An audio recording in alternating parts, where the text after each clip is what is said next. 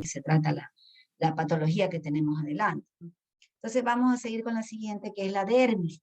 Entonces ya ustedes son peritos, expertos en lo que se corresponde a la epidermis, pero vamos a ver esa segunda parte. Recuerden que también estudiamos la unión dermoepidérmica, aunque decíamos que es como una zona de transición. Yo les rogaría, por ejemplo, a Jaime, así. Yo les noto cuando ustedes están en otro rumbo, porque se nota clarito cuando ustedes están cambiando de página, porque la computadora les alumbra. Entonces, a mí me gustaría...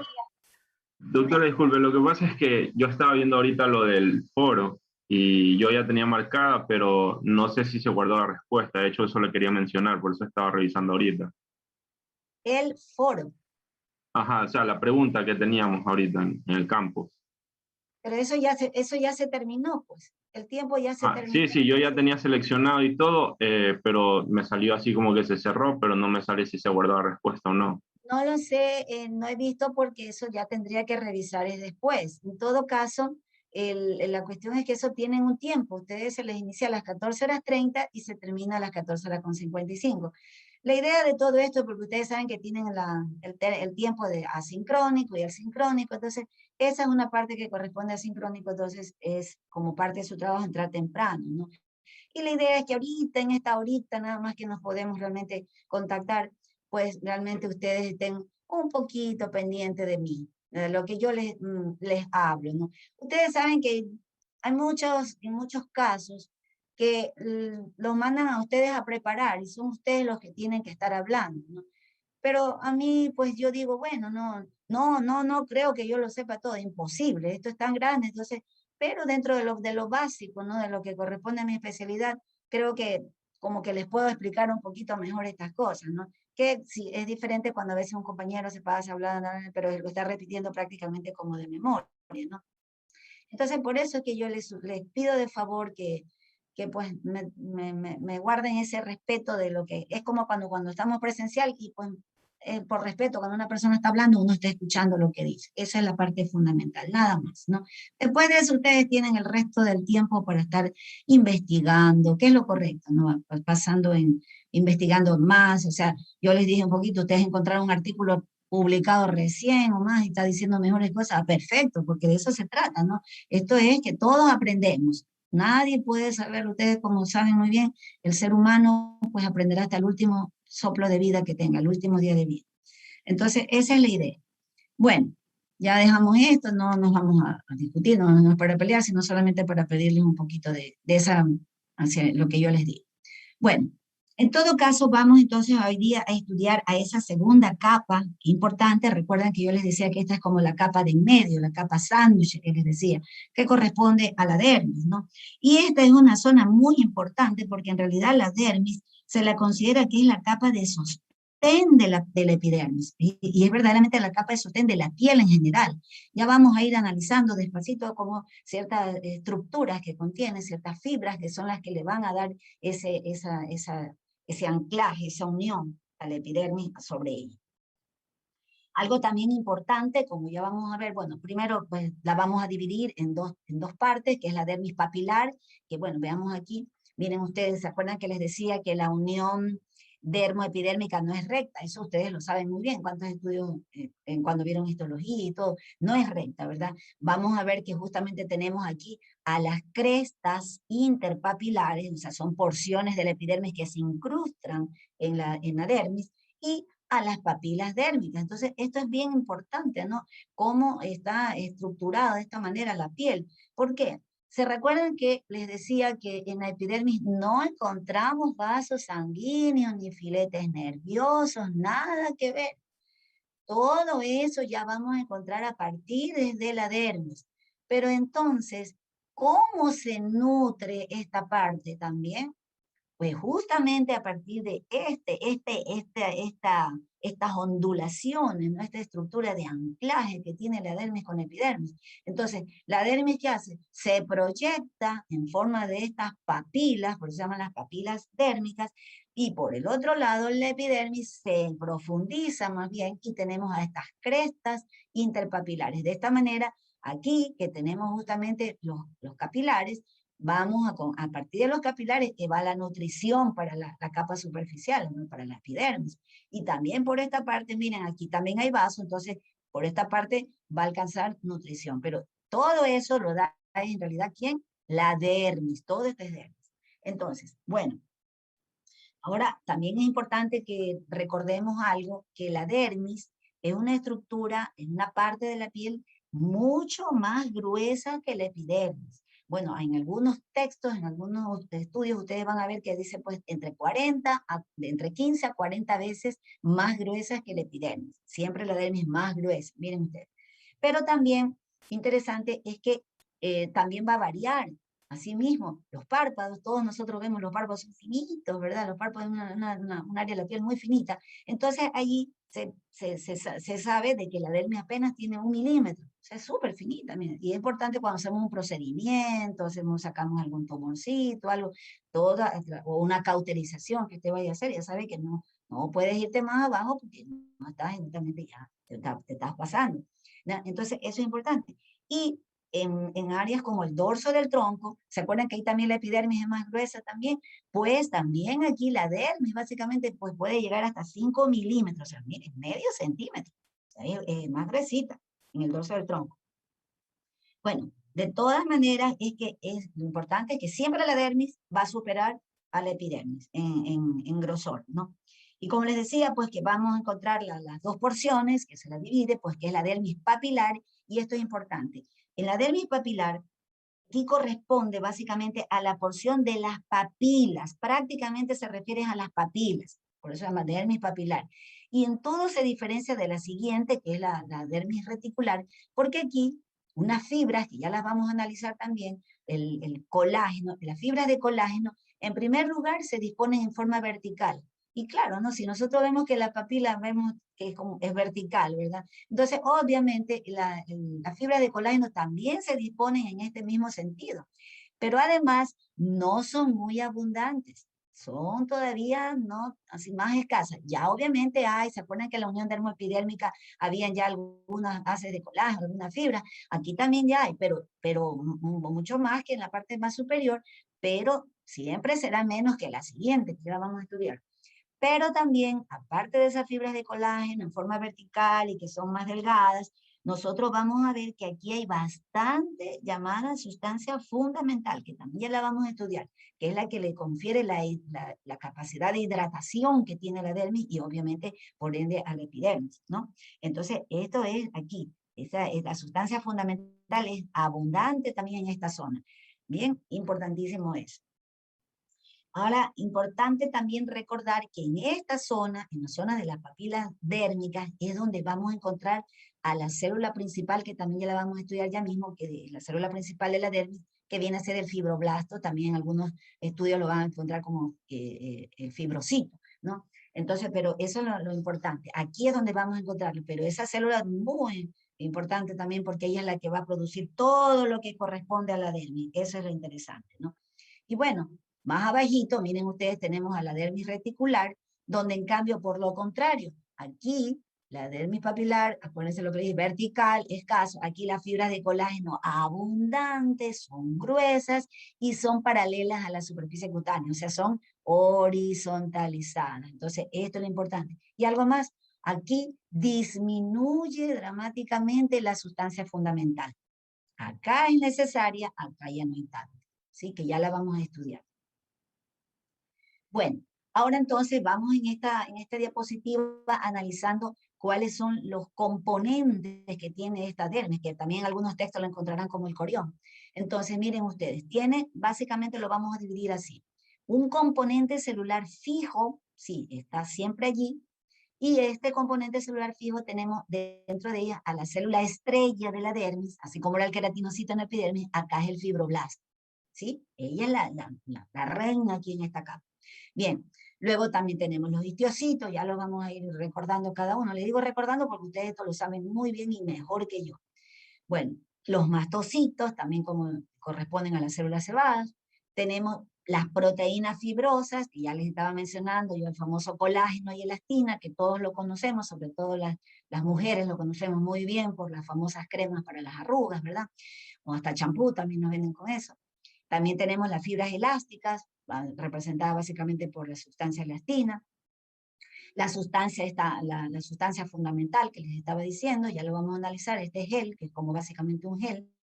Y tenemos en cambio un componente migratorio que corresponden a estas células de los vasos sanguíneos. Si ustedes se fijan, miren, ¿qué son? Los eosinófilos, todo lo que encontramos dentro en la sangre, ¿verdad? Linfocitos, plasmocitos, leucocitos, polimorfos nucleares. Interesante, porque esto de aquí, como lo dice su nombre, no siempre es constante.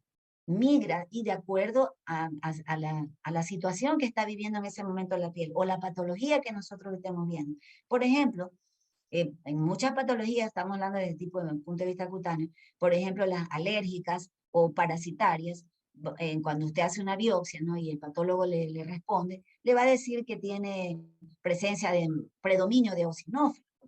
Entonces también eso es importante. Nos orienta. Esto ya me guía que puede ser más o menos orientado a estos dos tipos de patologías. Los linfocitos, por ejemplo, cuando nos habla de un predominio de linfocitos, me habla de que la patología está más de tipo crónica.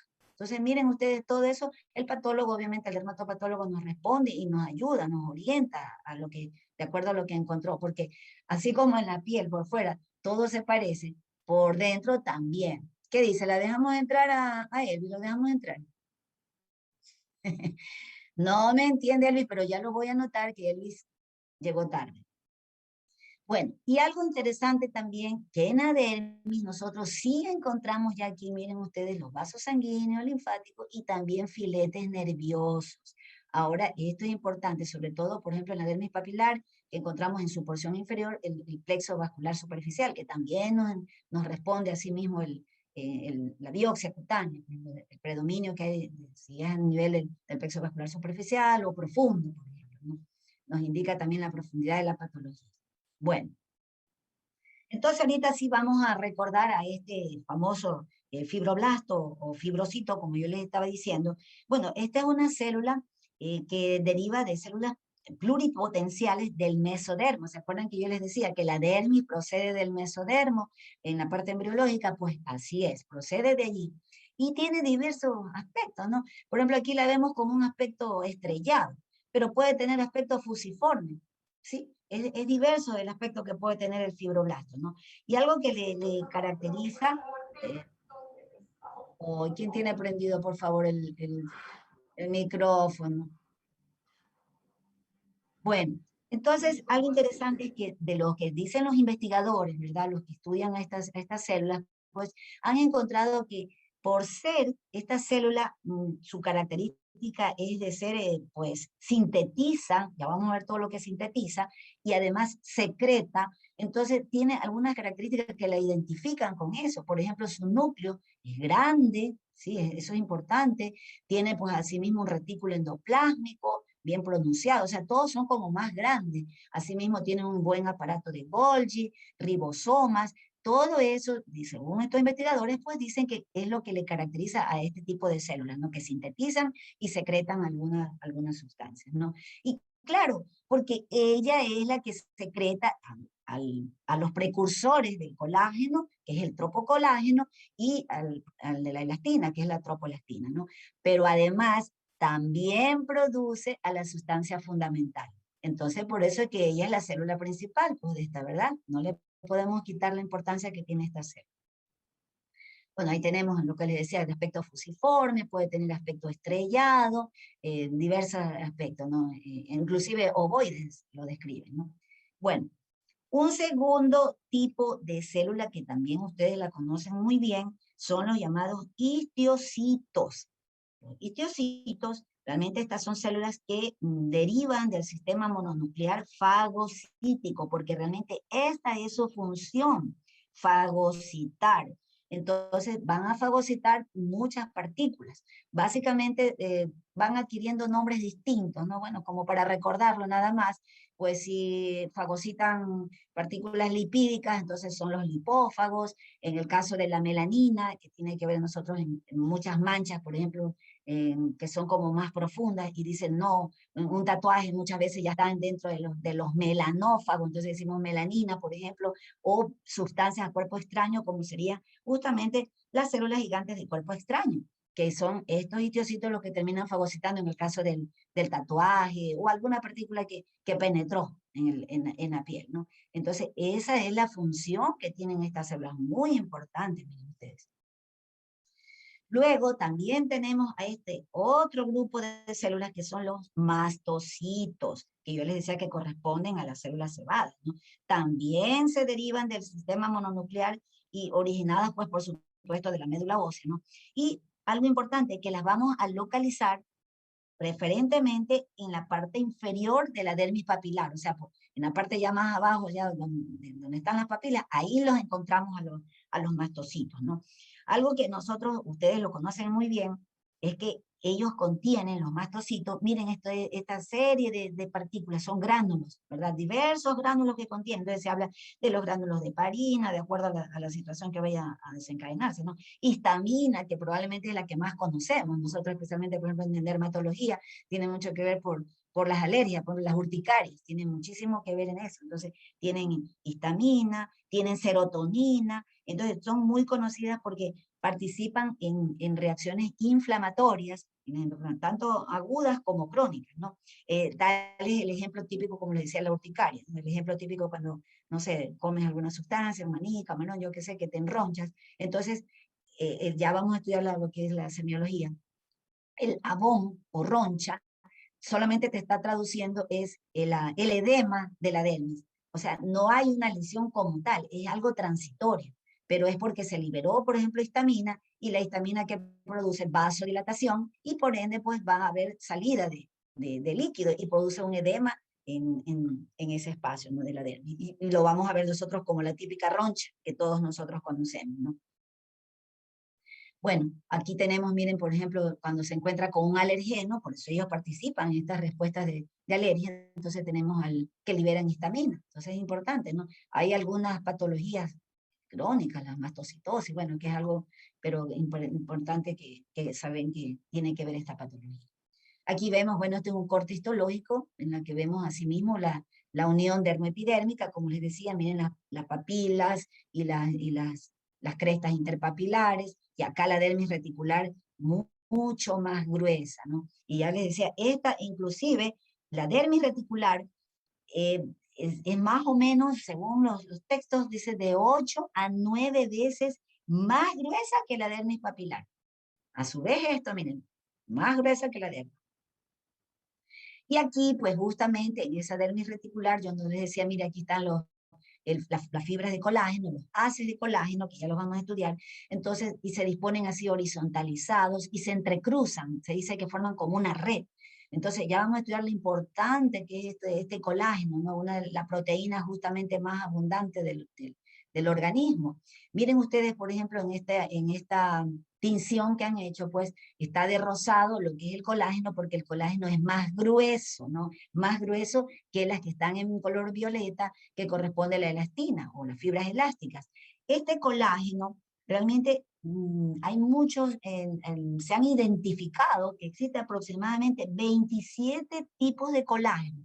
Ustedes deben de recordar que se considera que es la proteína más abundante del organismo. Ahora, no es que estoy hablando que solo exista en piel, no, en todo. De hecho, ustedes saben que el colágeno forma parte de estructuras de vasos, de órganos, ¿no? Por lo tanto, sino que hay subtipos, ¿sí? Muchísimos subtipos, ¿no? Entonces, esta proteína, de lo que se sabe, la que más predomina en piel es el colágeno tipo 1. Se dice que pues, entre un 75 a un 85% del colágeno de la piel es de tipo 1, el que está en dermis. Y en segundo lugar, en menor proporción, está el colágeno tipo 3 y menos todavía el colágeno tipo 5. Sin olvidarnos que hablábamos el otro día, recuerden ustedes que había en la unión dermoepidérmica también los otros tipos de colágeno, lo que hablábamos precisamente, 4, 6, el 7, ¿verdad? En la unión dermoepidérmica, ¿no? Ahora, ¿cuál es la importancia de este colágeno? A ver, nosotros especialmente las chicas saben muy bien, las mujeres, bueno, ustedes todavía están muy jóvenes y realmente pues todo el mundo tiene de ustedes su piel todavía tersa, porque es la que te da la tersura realmente a la piel. El colágeno es lo que te da la tersura. En el momento que por un factor externo o interno se empieza a degradar, a destruir el colágeno, comienza a producirse la destrucción del mismo y por ende va a producir la flacidez de la piel, la formación de arrugas, el envejecimiento, ¿no? Por ejemplo, en el caso de factores externos, siempre es muy conocido por todos ustedes la acción de la radiación ultravioleta, el sol, ¿verdad? Nosotros sabemos muy bien cómo puede ser inclusive una persona joven que pero por razones de no sé, de diversión o de trabajo, tienen que exponerse al sol y sin protección, pues esa área te va a producir envejecimiento. Porque lo que sucede es que la radiación ultravioleta, la ultravioleta A especialmente, penetra hasta la dermis y va a destruir justamente a estas fibras de colágeno. Entonces puede ser una persona joven, uno dice, pero ¿cuántos años tienes? Pero ¿cómo así? O sea, está muy fotoenvejecida. Una persona, ese es un fotoenvejecimiento, miren ustedes, la que tiene que ver con la radiación ultravioleta. Pero también existen otros factores endógenos. Y bueno, les recuerdo porque, aunque no es parte de su formación, pero de todas maneras habrá personas, familias o amigos, sus pacientes que les consultarán también en el tema de que se ponen para la piel, y usted es su deber conocerlo de manera general, ¿no? Por el tema del envejecimiento. Saber de que no solamente es cuestión de que usas un protector solar, por ejemplo, en mi caso de la cara, que es un área muy expuesta al sol, sino que también tiene que ver con factores endógenos. Y esto ya se lo enseñó muy bien su profesor de endocrinología, y lo conoce y lo explica mejor que yo se los digo en forma somera, porque desde el punto de vista dermatológico nada más, en que cuando tú mantienes niveles elevados de glucosa, ¿se acuerdan de la hemoglobina glicosilada? Que siempre se le pide como estudio a los pacientes con diabetes para ver cuánto mantiene el valor de la glicemia en los últimos 3 meses. Se dice que más o menos va en relación justamente a la proteína M del glóbulo rojo. Si el glóbulo rojo dura 120 días, pues más o menos lo que debería haber el cambio en la hemoglobina glicosilada.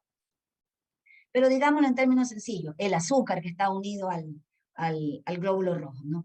Entonces, resulta que si tú mantienes elevado ese nivel de la glicemia, al consumir una proteína o consumir una grasa, un lípido, entonces se une justamente esa proteína o la grasa con la glucosa que mantienes y va a producir una caramelización, o sea, un endurecimiento de las fibras de colágeno. Y por ende, cuando está rígido, se fragmenta, se rompe. ¿Y por qué les decía de su profesor de endocrino se lo enseñó muy bien esto? ¿Se acuerdan de también bioquímica? Se lo deben haber enseñado. Cuando les enseñaron la reacción de Maillard, ¿sí la recuerdan?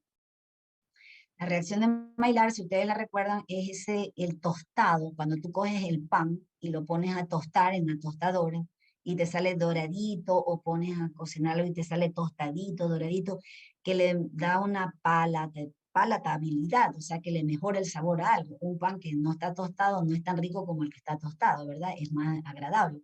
Entonces, pero ahí ya comienza la reacción de Maillard, en el momento en que el carbohidrato se une a una temperatura alta, porque eso es lo que sucede cuando tú lo pones en una tostadora o pones a freír también. No sucede eso cuando tú hierves algo con el agua, porque no pasa de 100 grados centígrados, ¿no? Entonces, en este caso se inicia ese proceso del fenómeno de la glicación avanzada, ¿sí? Ustedes recuerdan eso, los AGE, los productos finales de la glicación avanzada. De hecho, la hemoglobina glicosilada es un AGE, es un producto final de la glicación avanzada y termina produciendo la ruptura de él. Entonces, por eso es que se dice en general, bueno, para mantener una piel más tersa, más joven, no solamente que te bañes en crema, hidratantes o algún producto o te hagas un procedimiento, si también no va desde adentro, o sea, mantener niveles de glucosa normales, bajos, eso es lo ideal. Entonces, para que no se produzca la destrucción de esta fibra que una vez que se la pierde, chicos, la verdad es que da mucha pena. Da pena cuando uno se empieza a ver, wow, qué pena, así no era hace 20 años atrás. Entonces, a la edad de ustedes todavía no, la tienen completa, ¿no? Pero ya les comenzó el proceso, si saben. Todavía no se les nota lo que sucede. Así que están a tiempo todavía de cambiar estilo de vida. Bueno, entonces esto es importante. En cuanto a las fibras de colágeno, como yo les explicaba, son más gruesas y todo que el caso de las fibras elásticas. Algo importante es que este colágeno, pues como les decía, mantiene unida a la epidermis con los planos profundos. Eso es importante. Por eso es que yo les decía que en la dermis papilar son como verticales, o sea, como que están haciendo una especie de tracción, ¿sí? Como que la alan, ¿sí? La mantienen y luego se ancla más todavía a las fibras horizontales de la dermis reticular.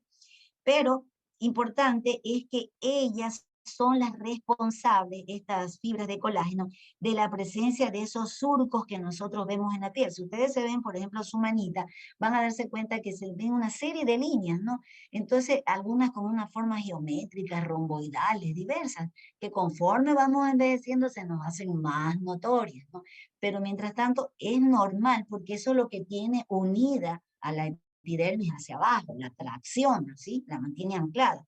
Ahora bien, en donde son mucho más notorias y mucho importantes, volteen y ven su palma y miren sus deditos, miren la yema de sus dedos, ¿y qué van a ver allí? Una serie de surcos, ¿verdad? De hecho, esos son las famosas, los dermatoglifos, conocidos popularmente como las huellas dactilares, ¿verdad? Así nosotros las conocemos. Y en realidad, estos son surcos producidos por las fibras de colágeno que adoptan ese aspecto como concéntrico que nosotros vemos, pero que además es tan interesante que son únicas, ¿verdad? Nadie puede tener una huella dactilar igual a otra, ¿no? Bueno, eso ya es algo más allá de mis conocimientos, por qué es así, pero en todo caso, eso ya lo sabemos todos. Entonces, miren ustedes la importancia de estas fibras de colágeno, ¿no? Por ende, tienen que ser más numerosas, son más gruesas, se disponen en haces. Ahora, tenemos estas otras, las violetas que estamos viendo aquí, más delgaditas, no son tan abundantes, igual en la dermis papilar, igual también se disponen en forma vertical. Y en la dermis reticular, igual que el del colágeno, igual en forma horizontal, ¿no? Siguiendo paralelas a la piel.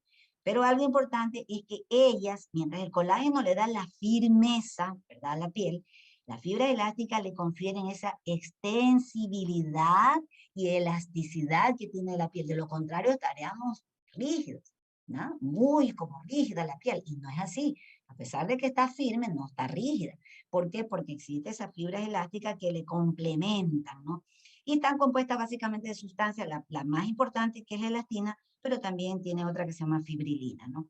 Entonces, es importante vamos a ver, ahora está Dani, ya le voy a anotar a Dani porque llegó tarde. No, doctora, la compañera dice que se le había apagado la computadora y por eso intentó reingresar ahorita.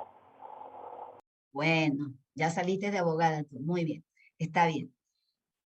No, yo las anoto es porque si veo que es reincidente, a todos nos puede pasar. Por ejemplo, les contaré lo que me sucedió ayer, chicos.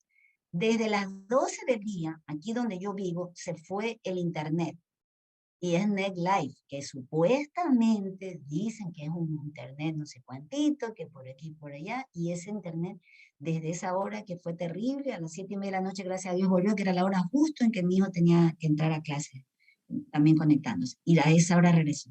No pude dar la clase ayer, tuve que estaba con los chicos de cada rato, bueno, no podía, ¿no? Porque tenía datos en el celular, pero yo no sabía si me alcanzaba, y además yo decía, ¿cómo hago para conectarme en la mañana con el hospital, suponiendo que eso continuara? No sabía. Eso puede pasar, por eso yo sé que a todos nos puede pasar. Por ejemplo, por eso les digo es que, me estoy saliendo un poquito del tema, pero no importa, es que yo antes les ponía en las mismas horas que teníamos clases que hicieran la pregunta de rebote, que hagan el foro, pero la verdad es que muchos chicos decían, doctora, se me fue el internet, doctora, entonces yo decía, ¿estará diciendo la verdad? ¿Estará diciendo que no? Pero la verdad es que un día también me ocurrió a mí. Y yo sé que hay algunos de ustedes, no sé si en el grupo de ustedes, que suelen tener, que comparten desde el celular, o que tienen esta cuestión, ¿cómo es que se llaman? De TV cable, que tienen varias cosas a la vez y dice que la señal ahí ya no es tan buena. Entonces yo dije, bueno, mejor darles tiempo para que así no haya esa disculpa, además que no hagan el trabajo tan rápido, ¿no? Ese es el objetivo de que hagan, por ejemplo, el foro como para hacerlo en su casa, ¿no? Bueno, en todo caso, volviendo acá a lo que estábamos hablando de las fibras elásticas y del colágeno, ¿no? Muy importante todo esto. Pero no olvidarnos lo que les mencionaba, que todo esto está inmerso precisamente en la sustancia fundamental, lo que les acabo de decir hace un rato, que es como un gel, ¿no? Se dice que la sustancia fundamental es un gel amorfo, algo viscoso, que está constituido básicamente por agua, es lo que más contiene, ¿sí? pero no solamente agua, sino que también tiene electrolitos y tiene los conocidos proteoglicanos, que como su nombre también se lo está identificando, es una mezcla o la unión, digamos, de una proteína con una partícula de glucosa, ¿no? Entonces, algo muy importante es que de los que predominan justamente en la dermis, el principal es el dermatansulfato y el ácido hialurónico, que tal vez ese es el que ustedes más conozcan, sobre todo las chicas, porque nos venden el champú, el esmalte, la crema hidratante, todo con ácido hialurónico, ¿verdad? Pero sepan ustedes que realmente el que lo produce es el fibroblasto y lo tenemos nosotros aquí a nivel de nuestra dermis. ¿Y cuál es la función entonces de esta sustancia fundamental? Bueno, están inmersos aquí, justamente están contenidos esas células, esos grupos celulares que les estaba mencionando, pero además es la que le confiere lo que les dije hace un rato, la hidratación a la piel, ¿no? Ella es la que contiene el líquido, les digo que está básicamente formada de agua. Entonces, si una persona tiene un proceso de deshidratación por cualquier situación que sea, ¿no? Entonces está con un proceso, digamos, de gastroenteritis. Yo creo que todavía debe ser que les enseñen. Yo me acuerdo que a mí mi profesor de pediatría hace 40 años atrás me explicaba de que cuando un niñito está deshidratado, uno le pellizcaba la piel, ¿verdad? Ese signo del pellizco y la piel demora otra vez en recobrar la tensión normal, ¿no? Entre más deshidratado está. Precisamente ¿por qué? Porque se pierde esto, es en la dermis. Este es donde se perdió justamente esa cantidad de líquido, ¿no? Bueno, no olvidarnos de eso. Ahora bien, ¿qué vamos a encontrar entonces ahí en la dermis? Aquí sí ya hablamos que hay filetes nerviosos. Doctora, una pregunta.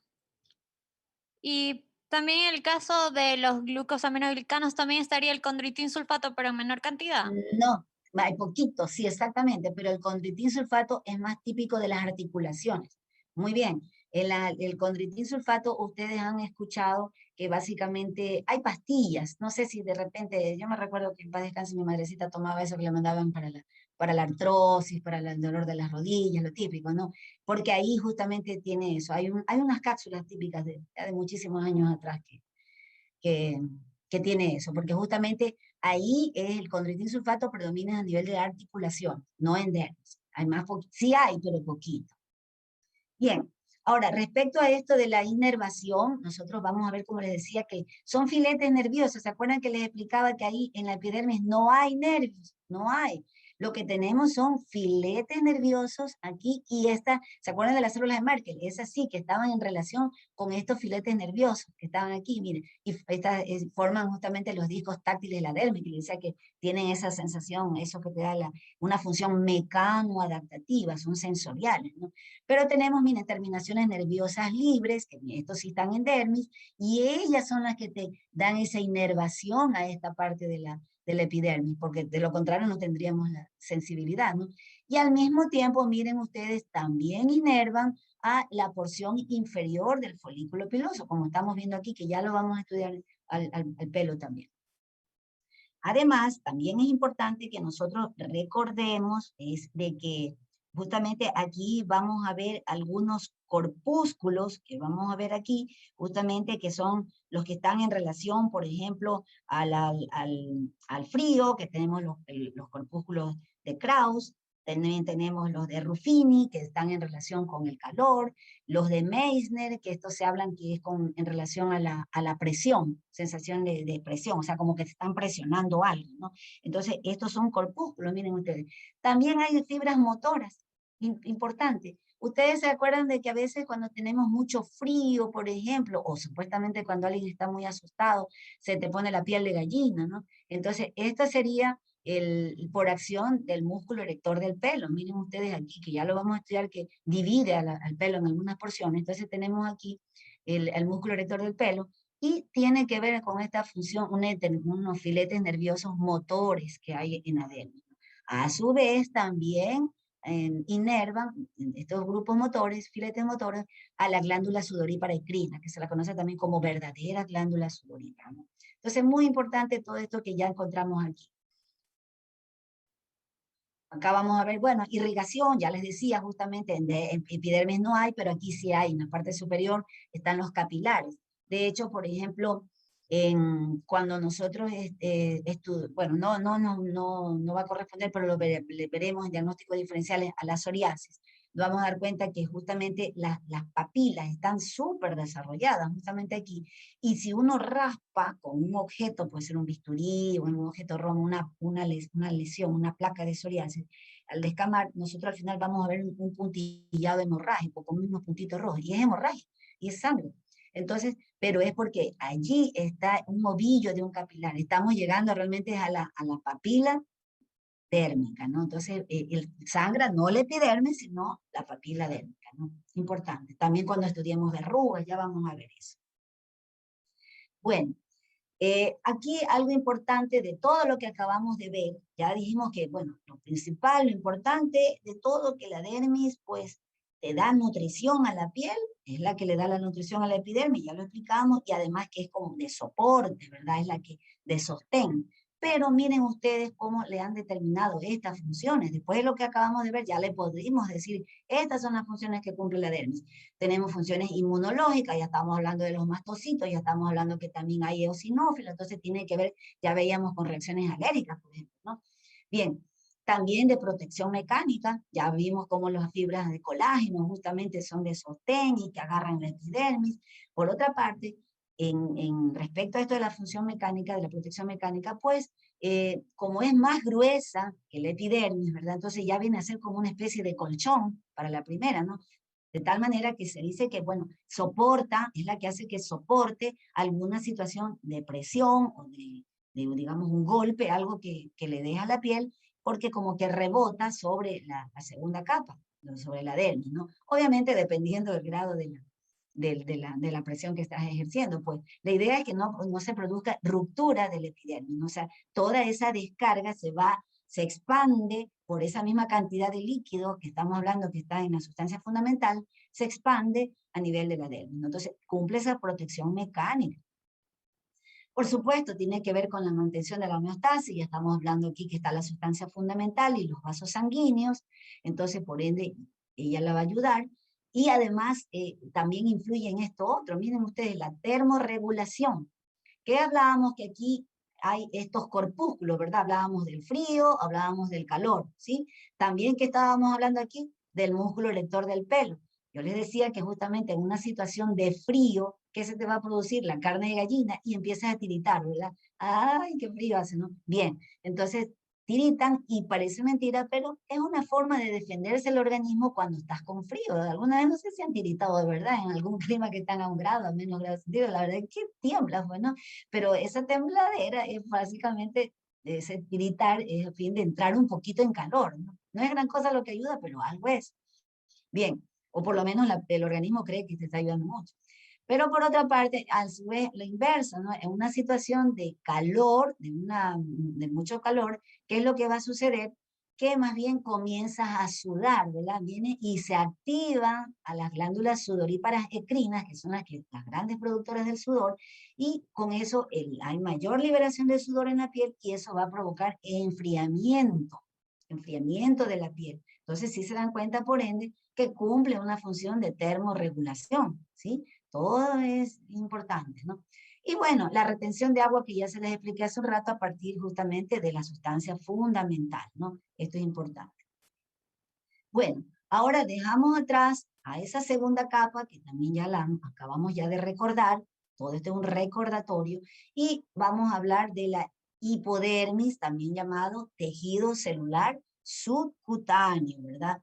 Ese tejido celular subcutáneo que no le gusta a la mayoría de las personas porque cuando es evidente, ¿verdad? Cuando nos vemos los famosos rollitos en el abdomen o pues en las axilas, qué sé yo. Entonces, realmente está formado allí por grasa, ¿no? De hecho, asimismo, la célula que corresponde a esta capa de la piel viene a ser el adipocito maduro. Entonces, el adipocito maduro, pues ya se considera así cuando ya está repleta la célula de grasa, de lípidos, ¿no? Y se las conoce también como células en anillo de sello, como están viendo aquí. Un sello, bueno, como eran antiguamente los reyes, ¿no? En épocas antiguas, los reyes tenían un anillo que era el sello al mismo tiempo, ¿no? Venía el rey y te firmaba la firma era ponerte el sello, era un anillo, ¿no? Entonces, ¿y cómo es un anillo? Bueno, es redondo y tiene como una piedra, ¿verdad? Y digamos que le han tratado de encontrar el parecido, digamos que el núcleo de la célula, como está tan repleto de grasa, lo ha expulsado hacia la periferia, o sea, está como a un lado, entonces adopta ese aspecto de anillo de sello, ¿no? Bueno, algo importante que, aparte de no gustarle a la mayoría de las personas, el tejido celular subcutáneo, realmente es un órgano. Miren ustedes que esto también se lo enseñaron ya en endocrinología, es un órgano endocrino, porque produce hormonas, la leptina, ¿verdad? Que es la hormona que te sacia el apetito, es producida por el tejido celular subcutáneo, ¿sí? Es lo normal. Ustedes saben que cuando uno tiene mucho apetito, ¿cuál es la que se activa? La grelina, ¿verdad? La que está en las paredes del estómago, es la que te da la sensación de que todavía tienes hambre, ¿no? Mientras la grelina está activa. Pero la leptina es la que inhibe eso. Pero, oh, cosa interesante, resulta que a mayor celular subcutáneo, o sea, tienes más grasa, resulta que más bien se produce una resistencia a la leptina. Se supone que debería haber más leptina y ya no tener apetito, pero ocurre lo contrario.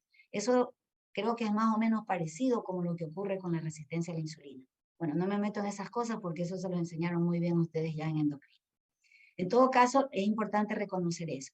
Pero aparte de eso, el tejido celular subcutáneo, aparte de que produce esta hormona que les estoy mencionando, también interviene en la producción de citoquinas. Ustedes saben que estas citoquinas son proteínas que inducen inflamación. Inflamación que cuando es perpetua, cuando es perenne, produce lo que se conoce como la inflamación de bajo grado. Hoy en día ustedes la conocen muy bien porque está de moda por el tema del COVID, ¿verdad? Nosotros todos hemos escuchado cómo las personas más gorditas la llevan peor con el COVID, ¿verdad? Eso ya nadie lo puede negar. Entonces, ¿por qué razón será? Porque resulta que en este tejido se produce dos poderosas interleuquinas que van a inducir la inflamación. La interleuquina 6, aunque bueno, esta también la producen otros órganos, pero vamos, en este caso el celular subcutáneo la produce, y el factor de necrosis tumoral alfa. ¿Ya? Entonces, esto nosotros los dermatólogos ya lo conocíamos muchos años atrás, porque precisamente hay una patología que nosotros manejamos mucho, que es la psoriasis. Ustedes saben, bueno, que la psoriasis realmente es te traduce en una inflamación. De hecho, en la piel lo que nosotros vemos, como siempre les digo a los pacientes, es la punta del iceberg. La gran masa está debajo, ¿no? La inflamación. De manera te está diciendo, tú tienes una inflamación. Tienes psoriasis, tienes una inflamación terrible. ¿Ya? Pero bien, ¿por qué razón? Porque el factor de necrosis tumoral alfa te induce justamente una exacerbación, un agravamiento de la psoriasis. De hecho, nosotros utilizamos tratamientos, uno de los tratamientos de los más efectivos que hay nuevos y mejores, pero siguen siendo de utilidad, que son los anti-TNF, justamente los inhibidores del factor de necrosis tumoral alfa. Entonces, y lo venimos utilizando desde muchísimos años atrás, tenemos al etanercept, bueno, al menos nosotros en el seguro lo manejamos también, muy bien. Tenemos el adalimumab, tenemos el infliximab. Entonces, damos estos, son unos medicamentos inyectables muy costosos, por cierto, pero que son realmente una herramienta terapéutica muy buena para el control de la psoriasis, ¿no? Pero algo que yo les suelo decir a mis pacientes es, digo, mira, por favor, es importantísimo que tengas que perder peso. Y cuando le digo que pierda peso, no estoy diciendo que adelgaces nada más y resulta que se te cae el pantalón o te queda ya ancho y tienes que cambiar de talla. Pues que probablemente muchas personas, y eso justamente me pasó con una paciente esta mañana, la señora ha hecho dietas de estas, pero no bien programadas, y lo que ustedes saben que cuando pierdes bruscamente, lo que pierdes en realidad es agua y pierdes masa muscular, la cual es bastante difícil de recuperar. Entonces yo le digo, tú tienes que perder es grasa, es la grasa, porque es la grasa el problema. Entonces, de hecho, entre menos masa muscular, la llevas peor con los procesos inflamatorios, sobre todo en este caso de la psoriasis. Entonces, bueno, pero les explicaba esto es porque le digo, de nada vale que yo te estoy dando este medicamento. De hecho, todos estamos aportando, los que aportamos a la Seguridad Social estamos aportando para que tú puedas usar un medicamento que vale como $700 cada ampolla y es una cada semana, imagínense ustedes. Todo eso sale de todos nosotros, ¿verdad? Los que aportamos, los que trabajamos y aportamos. Entonces, obviamente, el paciente, si no pone de su parte, no obtiene pues la mejoría verdadera que uno busca, ¿no? Porque si por un lado yo estoy inhibiendo al factor de necrosis tumoral alfa que está en el organismo, pero él está produciendo por otro lado más. ¿Sí me doy a entender? Ahora, el factor de necrosis tumoral alfa es una citoquina protectora. Ustedes saben que justamente es el que nos protege de que se desarrolle la tuberculosis. Eso también se lo han enseñado en neumología. Entonces, o en infectología, no sé en qué materia les darán eso. Justamente te inhibe. De hecho, yo les digo, de hecho, por ejemplo, cuando nosotros vamos a dar tratamiento con un anti-TNF, lo primerito dentro de la batería de exámenes que pedimos está una PPD, hacer un examen que ya lo hablaremos en las próximas clases. El PPD es justamente para ver si esa persona tiene o ha tenido contacto con la tuberculosis y dependiendo cómo está su sistema inmune en relación a eso, nos va a dar el resultado de la prueba. Entonces, si me sale positivo ese paciente significa que no es que tenga la enfermedad, tiene el bacilo adentro, ¿no? Pero precisamente el factor de necrosis tumoral alfa lo tiene allí, como les digo, es como un policía que lo está vigilando todo el tiempo para que no salga y no produzca la enfermedad. Pero si yo le doy al anti-TNF, entonces yo voy a matarlo al policía, en este caso no era el que me está protegiendo, pero que también está causando enfermedad al mismo tiempo, la inflamación. Entonces, ese paciente se le desarrolla una tuberculosis. Por eso es imprescindible que nosotros le damos primero, hagamos la prueba. Si le da positivo, lo tenemos que mandar al Ministerio de Salud para que le den el tratamiento, la quimioprofilaxis, y una vez que ya esté en tratamiento mínimo un mes, nosotros ya podemos iniciar el tratamiento con el anti-TNF y ellos continúan su tratamiento en el MSP. Pero por digo, ese vigilante, esa proteína, cumple un rol también protector. El problema es cuando está en exceso. Bueno, ya les expliqué algo de más, pero es que me interesa que ustedes vayan captando respecto también a lo mismo de la psoriasis, ¿no? Para que entre todo, tal vez en el momento que les tomen esos exámenes que les toman ustedes, puede salir una pregunta por ahí y no está eso en lo que corresponde a su malla, ¿no?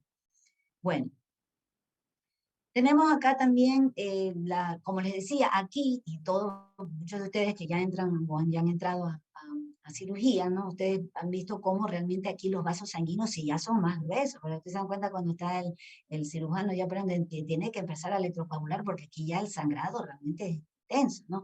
Porque aquí ya los vasos sanguíneos pues ya son verdaderamente más gruesos. También aquí en ciertas áreas cutáneas nosotros podemos encontrar también las porciones inferiores de los folículos pilosos. Recuerden que acá estamos viendo acá, tenemos endermis, pero también aquí esto más abajo puede estar ya el tejido celular subcutáneo, más profundo. Entonces, eso vamos a encontrar ahí en este tejido celular subcutáneo. También acinos de glándulas endocrinas y también apocrinas, ¿no? Pero también aquí vamos a encontrar estos corpúsculos sensoriales, sensoriales de Batten-Pacini, ¿no? En ciertas áreas. Bueno, entonces, también viendo todos los componentes que tiene, lo que acabamos de ver, realmente hoy en día, aquí no está, pero en primer lugar ya estamos hablando que tiene que ver con funciones de autoinmunidad, o digamos de inmunidad. La psoriasis es una enfermedad de tipo inmunológica, eso es. Entonces, ¿qué estamos hablando que tienen que ver estas interleuquinas en el desarrollo de esta enfermedad?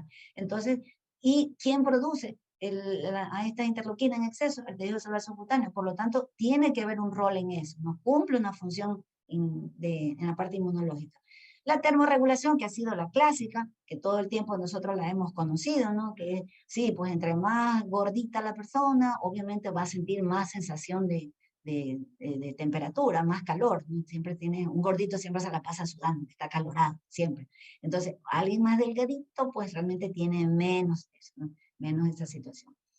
Amortiguaciones de traumatismo, por supuesto, áreas, ustedes habrán visto, si han visto algún paciente, un adulto mayor, que están muy delgaditos, muy delgaditos, son como dice, piel y huesitos, ¿no? Realmente tienen más riesgo de trauma, ¿no? De fractura, están como más expuestos que un área que está un poquito más lleno. O sea, estamos hablando que los extremos son los problemas, o en todo. Bueno, en cambio, pues para una persona que tenga más peso, podría ser que tenga más reservas de calorías, ¿no? Suponiendo que te quedes unos días que no hubo comida, no había nada, pues resulta que ese podría de pronto sobrevivir más tiempo que alguien que tiene menos. Y lo que ya les hablaba justamente, que interviene en ese metabolismo de la regulación entre la lectina y la grelina, pero que hay ocasiones que, como lo dicen muy bien los endocrinólogos, pues la resistencia a la lectina, que también se la ha encontrado. Y no olvidarse de estas proteínas, esta citoquina, la factor de necrosis tumoral alfa y la interleuquina 6 en menor grado. Bien, ahora, aparte de estas partes de las porciones de la piel que les decía, pero también son parte de la piel los anexos o anejos, como dicen los españoles, ¿no? Que también los conocen algunos textos como los apéndices cutáneos, ¿no? Entonces, bien, aquí pues básicamente pues lo han dividido en dos grupos. Entonces, los que derivan desde el punto de vista embriológico, ¿no? Del germen epitelial primario, ¿sí? Entonces, en este caso tenemos al folículo piloso, bueno, también le decimos pelo muchas veces, pero como que folículo piloso, las glándulas sudoríparas apocrinas y las glándulas sebáceas. Ahora, las que derivan en cambio del germen ecrino son solitas las verdaderas glándulas sudoríparas que se conocen a las ecrinas. Ya las vamos a ver. Entonces vamos a ir analizando en primer lugar a las glándulas sebáceas. Interesante. Nosotros generalmente vamos a encontrar a las glándulas sebáceas unidas o drenan su material siempre a un folículo piloso. Por eso es que se la conoce como la unidad pilosebácea, ¿sí? Y esto es típico, por ejemplo, en el acné. Entonces, tienes acné solamente en sitios donde tengas ahí un pelo. De lo contrario, no. Y áreas que, bueno, eso ya específicas, ¿no? También que tienen que ver desde el punto de vista hormonal. Pero, en todo caso, folículo piloso. Sin embargo, existen otras glándulas sebáceas que no están unidas a un pelo, sino que drenan sin necesidad de un folículo piloso. Y ahí por ahí tenemos a las glándulas de Meibomio, eso se enseña en oftalmología. Tenemos a las de Tyson, que algunos de ustedes pues las conocen muy bien, los chicos, cuando tienen las llamadas pápulas perladas del pene, ¿no? O sea, que a veces las confunden con verrugas, que ya las estudiaremos también cuando estudiemos las verrugas. También podemos encontrar, son los tubérculos de Montgomery, ¿se acuerdan? En que están pues al nivel de la areola, y también pues en los labios menores, ¿no? En el caso femenino. Entonces, lo que se dice es que al final toda la superficie cutánea está cubierta de glándulas sebáceas, sean del tipo que les estoy diciendo, exceptuando palmas y plantas. Probablemente ustedes se preguntarán, ¿y por qué será que no hay en palmas y plantas? Pero si ustedes recuerdan, en la clase pasada ya vimos que qué había justamente aquí en una capa especial que solamente hay en palmas y plantas. ¿Se acuerdan del estrato lúcido? ¿Sí lo leyeron? Sí. Entonces, el estrato lúcido, ¿qué contenía ese estrato? Eleidina. ¿Y la eleidina qué era? Oleosa, ¿verdad? Es como grasosa, justamente a este nivel es como más importante, ¿no? Por eso no hay necesidad de que hayan ahí glándulas sebáceas, ¿no? Eso es lo importante. Bien. Sin embargo, dentro de toda la piel, nosotros vamos a ver que hay áreas donde predomina. Por ejemplo, encontramos el cuero cabelludo, entonces por eso la gente, ay, algunos tienen el cuero cabelludo más graso, en una consulta frecuente, lo mismo la cara, ay doctora, me da coraje esta cara que me brilla todo el tiempo, les molesta esa presencia del sebo, ¿no? Y hay áreas más específicas que muchas chicas pues dicen, doctora, es que tengo la T, por ahí viene en internet, efectivamente, ¿no? La frente, la nariz, el mentón, pero la verdad es que muchas personas, entre más activas sus glándulas sebáceas, pues tienen toda la cara muy grasosa. Pero aparte de todo, también la encontramos en el tronco, especialmente en la línea media, antero-posterior. Entonces, estas son especialmente las zonas típicas del acné. Bueno, entonces, estas son las zonas donde nosotros podemos encontrar, pero como les decía, miren ustedes, y esto es importante, que inclusive en los labios de la boca, o sea, no estoy hablando de los labios menores justamente a nivel femenino, sino de los labios como tal. Y tal vez ustedes, no sé si alguno de ustedes o han visto o han tomado ustedes para el acné, si han tenido, le habían recomendado la isotretinoína oral, ¿no? Que es un retinoide, que pues sigue siendo, aprovecho para mencionarles que es el gold estándar del tratamiento del acné.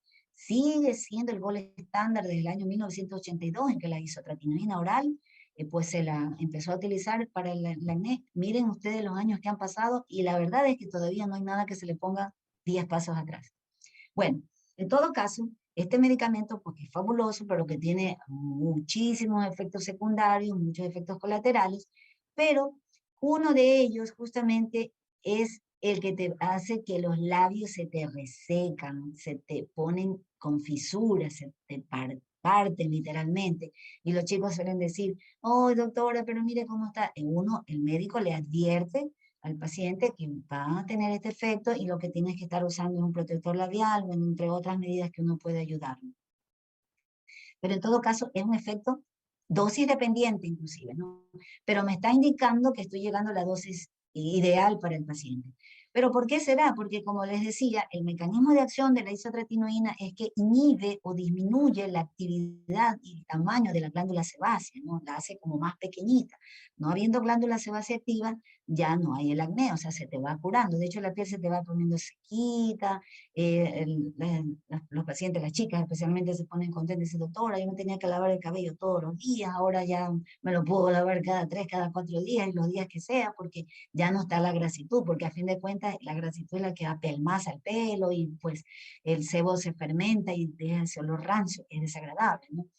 Entonces, pero en los labios se siente porque hay glándulas sebáceas, pero no tantas, y por eso es donde primerito tú notas que disminuye la actividad, ¿no? Y también en algunos pacientes a nivel ocular, eso es importante. Hay pacientes que el médico se olvidó de avisarle de que va a tener, también puede tener algún efecto a nivel ocular, los ojos se resecan, se ponen un poquito enrojecidos, entonces, y a veces consultan al oftalmólogo, el oftalmólogo dice que es una conjuntivitis, pero nadie le pregunta qué estás tomando. Ya veremos cuando estudiamos semiología, la historia clínica, cómo es tan importante en dermatología preguntar todo.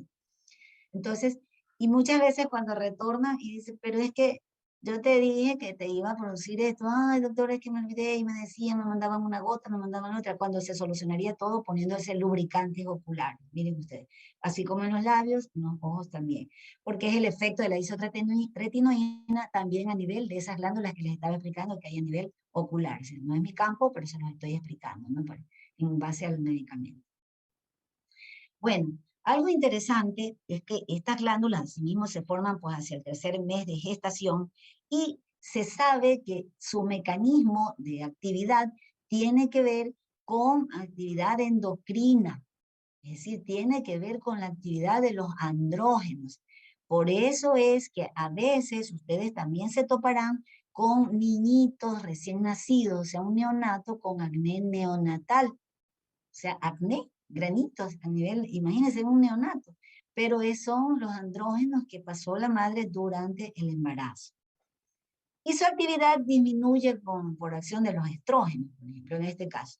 Pero básicamente los andrógenos, la testosterona especialmente, te lo activa la glándula sebácea. Por eso es que una vez que el neonato, en este caso, ya terminó, ya se eliminó la carga hormonal que la madre le pasó durante el embarazo, ya lo eliminó, otra vez el niño recupera su pielcita normal. Muchas veces calmarlo, no necesitan algunos, muy raros necesitan tratamiento, pero la mayoría no necesita tratamiento y simplemente ya involuciona. Y el niño, ustedes verán un niñito, si tienen uno a la mano, ustedes van a darse cuenta cómo tiene una piel hermosa, una piel suavecita, no es grasosa, obviamente si no tiene patología sobreañadida, ¿no? Es una piel ideal, la piel normal que se dice, ¿no? No está activa la glándula sebácea. Aunque también se considera que algún factor endocrino, por ejemplo, los glucocorticoides, la pueden activar, pero en menor grado que en relación al caso de los andrógenos, ¿no? Entonces, esto es importante. Entonces, el niño permanece bien con su piel normal, las glándulas sebáceas permanecen ahí estáticas, no producen nada hasta que llegan a la pubertad. Ahora, ¿cómo está constituido ese sebo? Porque ese es el material que ellas producen. Y está conformado por triglicéridos, ésteres de la cera y escualeno. También ésteres de colesterol. Pero esta composición cambia dependiendo si es que tenemos a un niño o a un adolescente. Es diferente. Mientras es a un niño, como les digo, que no está todavía la parte hormonal activa, entonces predominan los triglicéridos y el colesterol, ésteres del colesterol. En cambio, cuando ya está en la pubertad, predominan el escualeno y los ésteres de la cera. Miren, cambia su composición, pero ya vamos a ver que también esto tiene mucha importancia. Ese sebo que ya les decía que la gente lo detesta porque no le gusta, la mayoría, nadie he visto que me digan, estoy feliz con mi cara cebosa, la mayoría quieren que se las quite.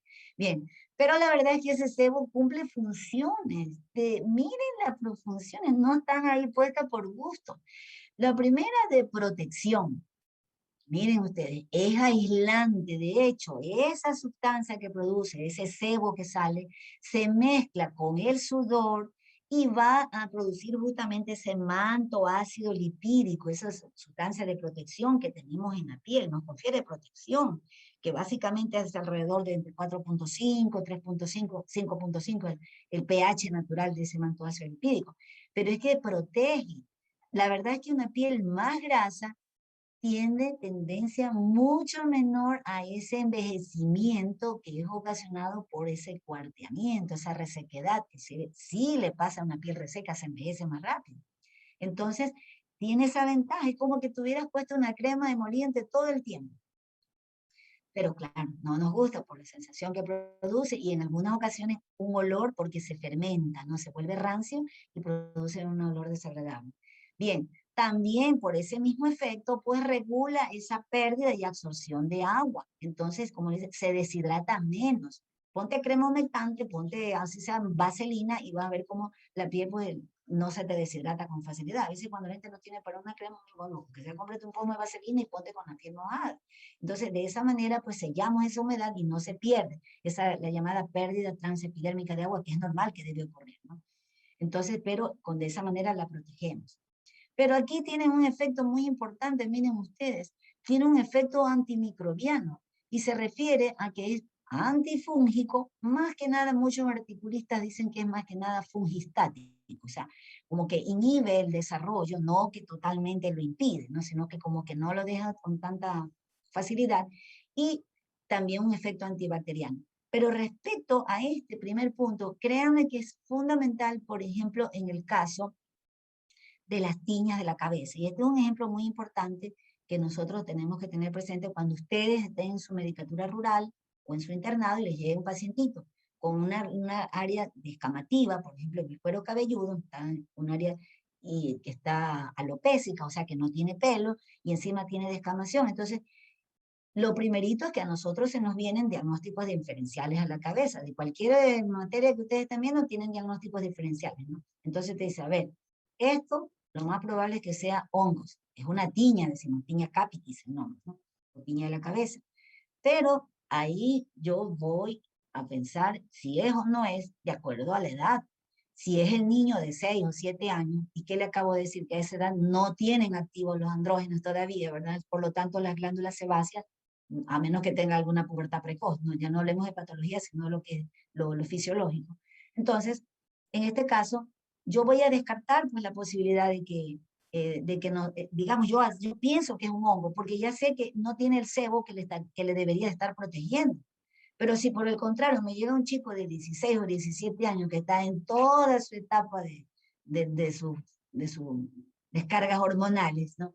Ese tiene harto sebo, es la edad del acné, es la edad de todos los problemas que nosotros solemos encontrar, ¿no? Entonces, pero precisamente ya es más difícil, no digo imposible, sino más difícil que esa placa alopécica y descamativa que tiene en su cabeza este chico sea hongo. Yo ya pensaré en otros diagnósticos, puede ser desde psoriasis, por decirles un ejemplo, pero ya se me vienen otros que no los voy a pensar primerito en un niño, ¿sí? ¿Por qué? Porque yo me voy a acordar de que a mí me explicaron, yo lo leí, que tiene ese efecto antifúngico o fungistático. Entonces, en un adulto ya no va a tener la posibilidad de que sea hongo, pero en un niño sí, porque no las tiene todavía activas. Están las glándulas ahí, pero no producen. El efecto lubricante ocular, que les estaba diciendo hace un rato, que lo dan pues estas glándulas, que ustedes la conocen muy bien por oftalmo.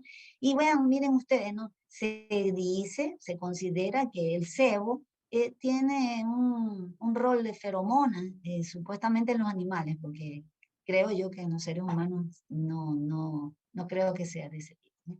Pero bueno, Ahora vamos a ver otras glándulas no menos importantes, como son las glándulas apocrinas. También se las considera glándulas sudoríparas, pero en este caso estas glándulas son más, en primer lugar, no son tan numerosas, ¿no? Desembocan asimismo en un conducto pilosebáceo. Si ustedes recuerdan acá la imagen, no, bueno, ya vamos a ver, porque aquí no se ve, esta imagen no está ahí dibujadita la glándula sebácea, pero ya la vamos a ver, aquí está esta, miren ustedes. Aquí tenemos al folículo piloso, que ya lo vamos a estudiar. Aquí tenemos la glándula sebácea, que la acabamos de ver, y les decía que drena su material justamente aquí al canal folicular, por eso es que está unida siempre a un pelo, formando la unidad pilosebácea, ¿sí? Pero también aquí mismo, por encima de la desembocadura de la glándula sebácea, también está la desembocadura de la glándula apocrina, ¿sí? Entonces la encontramos también unida a un pelo. Ahora, no la encontramos en toda la piel. Generalmente los sitios donde nosotros vamos a encontrarla, pues son en sitios como el área perianal y genital, ¿sí? Toda esa zona. También se la pueden encontrar en área umbilical y también en cuero cabelludo. Ahora, en ciertos casos se han encontrado también en pacientes a nivel facial, pero es raro, ¿no? En otros sitios que también lo encontramos son axilas. Yo generalmente les suelo, como una forma memotécnica, los sitios que generalmente pueden tener un olor más desagradable, ¿no? Entonces, ¿por qué? Porque lo que ellas secretan, realmente este material se fermenta con mucha facilidad por las bacterias. Y las bacterias las que le confieren ese olor rancio, desagradable, de un olor, digamos, de axila o de área genital, por ejemplo, ¿no? Pero es por esa fermentación que se produce, ¿no? Ahora, también en algunos artículos ustedes encontrarán que se le considera que también tienen como un rol de feromonas, ¿no? También, bueno, yo siempre digo que esos son gustos particulares de cada persona. En todo caso, esa es su función. Secretan justamente estas sustancias, como decía, a nivel del conducto folicular. Ahora, aparte tenemos a las glándulas sudoríparas ecrinas, como les decía, que es la que se las denomina o se las considera las verdaderas glándulas sudoríparas. Estas sí están repartidas en toda la superficie cutánea. Ahora, ustedes saben muy bien que hay áreas donde más hay, como por ejemplo la frente, cuero cabelludo, palmas y plantas, ¿verdad? Es típico cuando la gente le sudan las manos, es una típica axila, o sea, toda la superficie cutánea, ¿no? Las personas que están pues sudan copiosamente, ¿no? Depende de muchos factores, inclusive factores psicógenos, factores motores, factores climáticos, obviamente con el calor ya vimos cómo se produce por activación justamente para enfriamiento de la piel, en fin.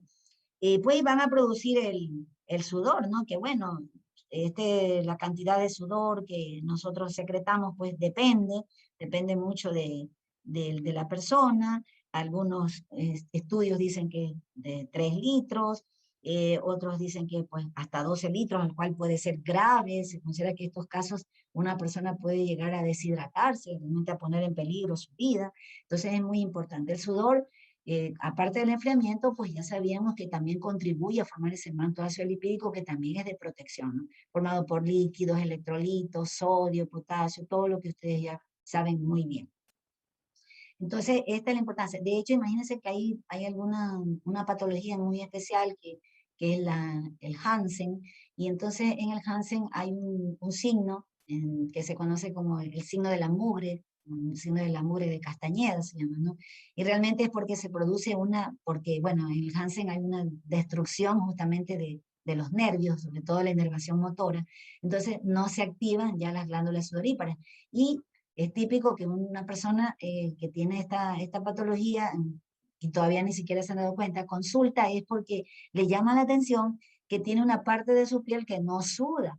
El resto de la piel suda, pero hay áreas que no sudan, ¿no? Entonces, eso en realidad se dice el signo de la mugre, aunque es contrario, o sea, se te pega, digamos, el polvo en el resto de la piel, si tienes mojada la piel, obviamente si hay polvo se te pega, ¿no? Pero como esa parte está seca, no se te pega, entonces más bien está limpia esa parte, entonces se la conoce como el signo de la mugre de Castañeda, porque ahí es justamente esta alteración a nivel de las glándulas sudoríparas por la destrucción de la inervación motora, como decía. Es la lepra.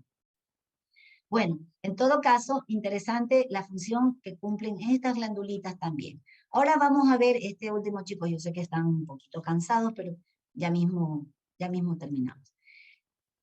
Vamos a encontrar este otro grupo de estructuras que también corresponden a la epidermis y digamos a la piel, y tenemos que son los fanerios o faneras, también lo encuentran en algunos textos, pueden encontrarlo con ese término, ¿no?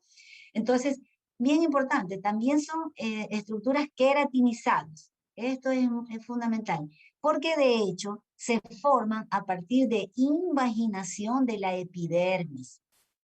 Entonces, y vamos a ver que justamente algo que llama la atención es porque de todo lo que nosotros hemos estudiado aquí, estas son las únicas que están a la vista.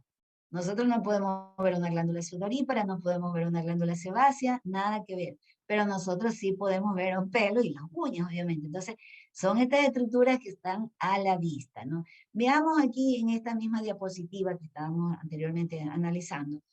Hacia el tercer mes de gestación, asimismo, tenemos aquí que se invagina la epidermis. Si ven ustedes, forma un fondo de saco, ¿no? Se invagina. Todo esto en realidad es epidermis, miren ustedes, ¿sí? Y luego pues vuelve a salir. Bien, esto es importante. Por lo tanto, nosotros aquí vamos a encontrar estructuras que corresponden a la epidermis.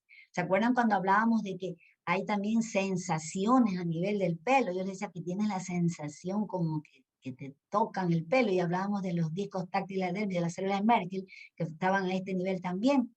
Entonces, porque justamente aquí hay, pues si basta que están en la epidermis invagina, entonces hay ese contacto, hay una sensación, independientemente de lo que se acuerdan que también les mostré que la parte inferior también está inervada, ¿no? por filetes nerviosos justamente de la dermis, pero también por los discos táctiles de la dermis, ¿no?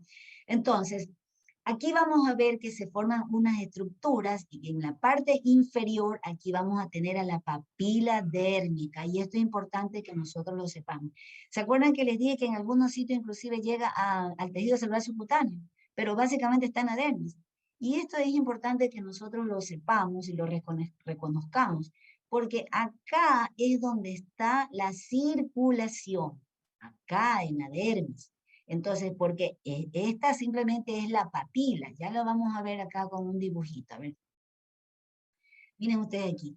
Igualito que en la epidermis, es que todo se traduce, como vimos lo otro, acá también se traduce. Aquí la dermis se proyecta, si ven ustedes, y es la papila dérmica que está aquí.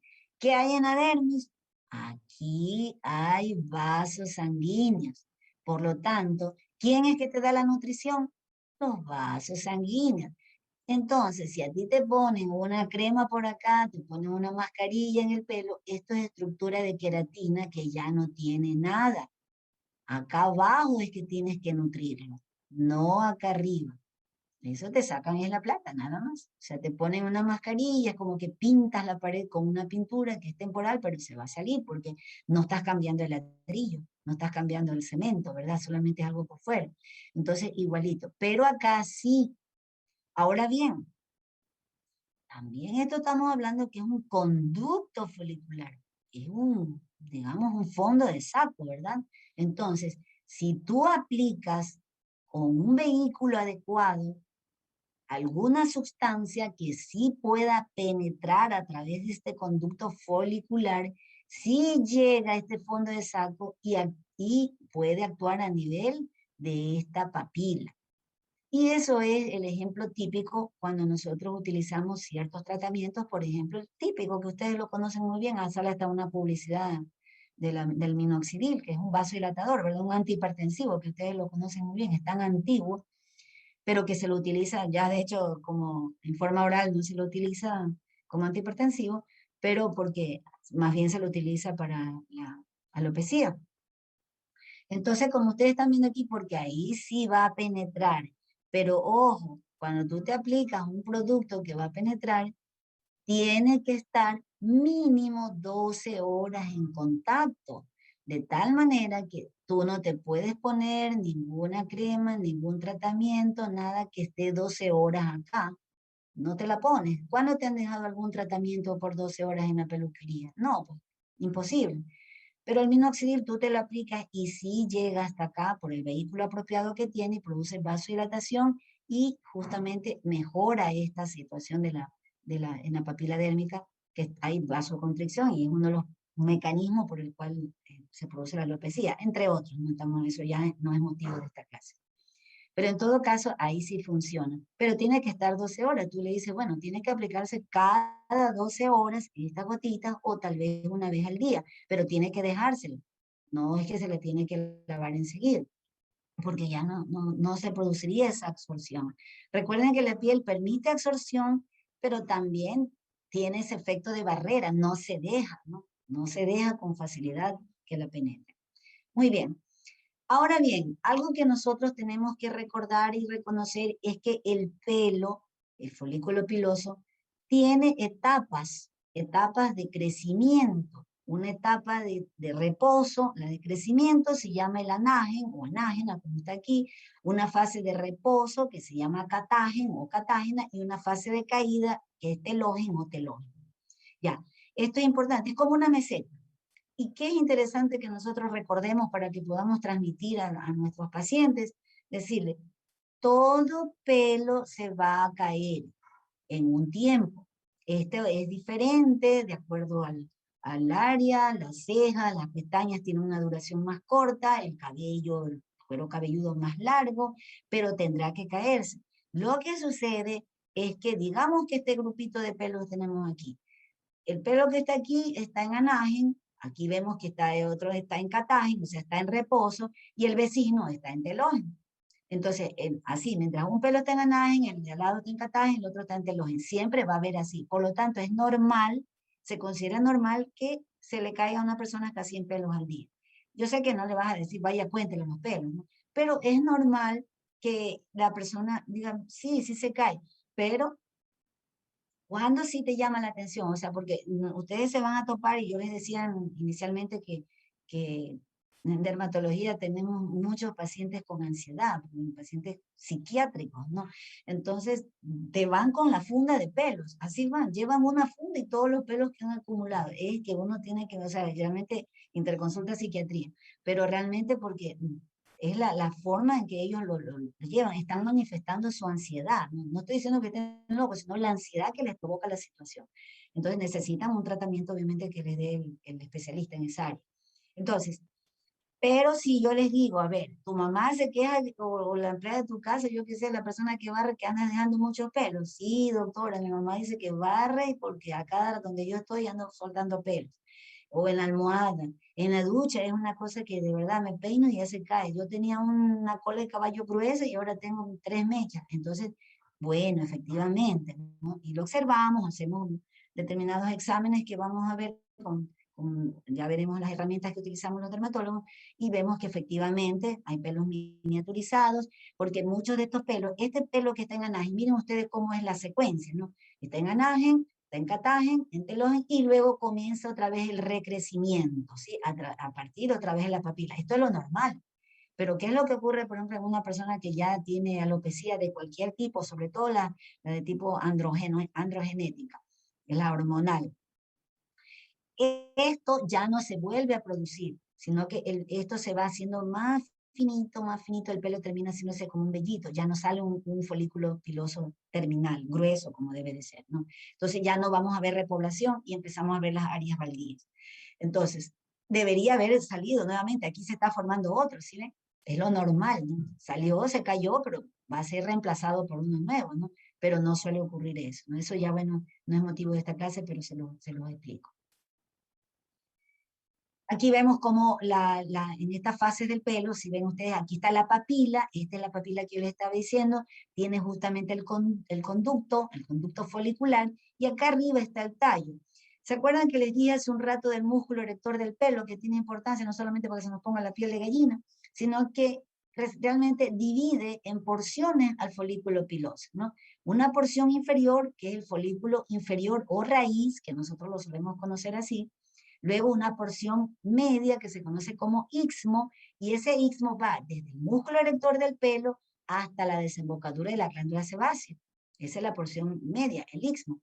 Y el infundíbulo que va desde la desembocadura de la glándula sebácea hasta la superficie. Entonces vamos a ver a veces patologías que están ubicadas en diferentes áreas, en diferentes porciones del pelo, ¿no? Ahora bien, por ejemplo, en este caso, miren cómo cuando ya la fase que se va produciendo catagen, que es de reposo, entonces ya deja de ver actividad y comienza a ver una regresión. Si ven ustedes, acá está completo, acá hay una regresión, y finalmente, bueno, terminará con la caída del pelo. Cada vez se va haciendo más chiquito, si se están dando cuenta aquí, ya hasta que se cae. Es lo correcto, como les acabo de decir. Ahora, por ejemplo, hay algunos tipos de alopecia, la típica que ustedes habrán visto cuando han visto a los pacientes que le han dado quimioterapia, se produce alopecia en anagen, pero esa es una alopecia reversible, ¿no? Termina el tratamiento y luego otra vez le empieza a repoblar.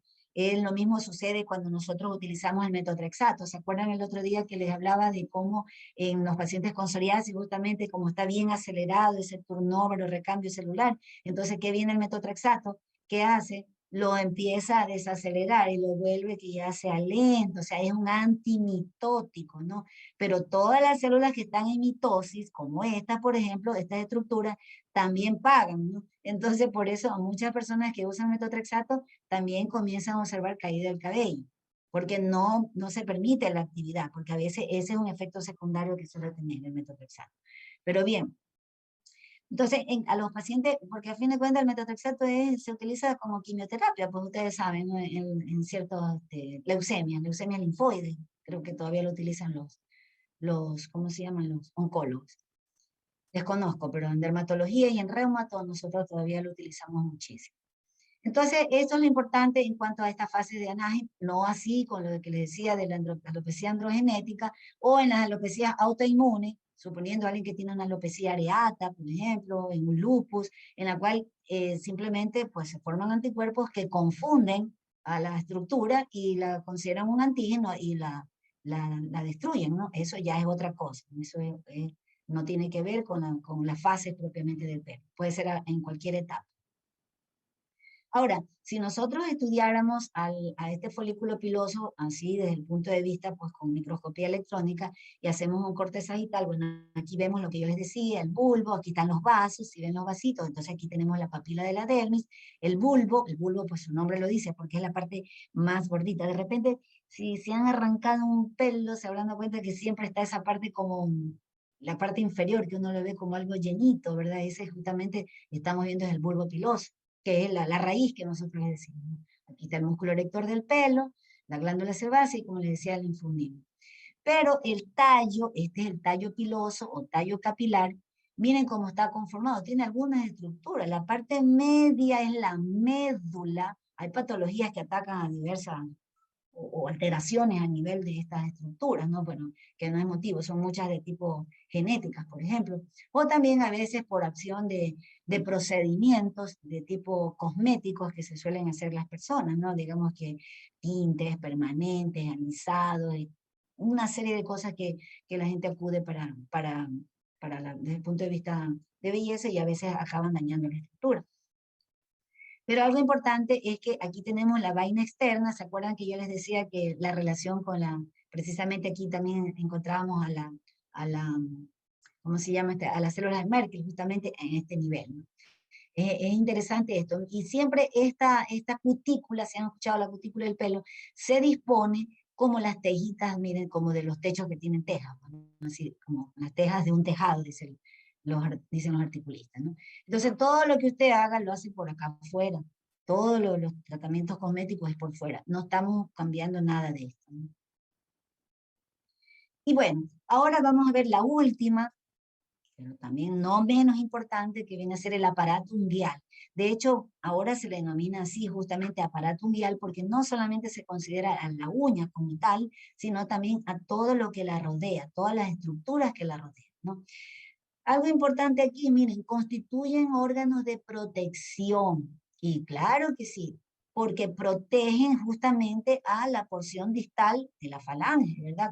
Entre menos uña tengas, personas que tienen las uñas muy cortitas, como que pueden tener tendencia a lastimarse, justamente está como sin protección en este caso esa estructura de la falange, la parte final, ¿no? Son órganos de protección. pero son de protección literal. Y ustedes recuerdan muy bien cuando vieron en su materia de medicina legal, siempre me olvido, no sé cómo se llama la materia que ven en la parte que les dan cuando hacen las autopsias, ¿verdad?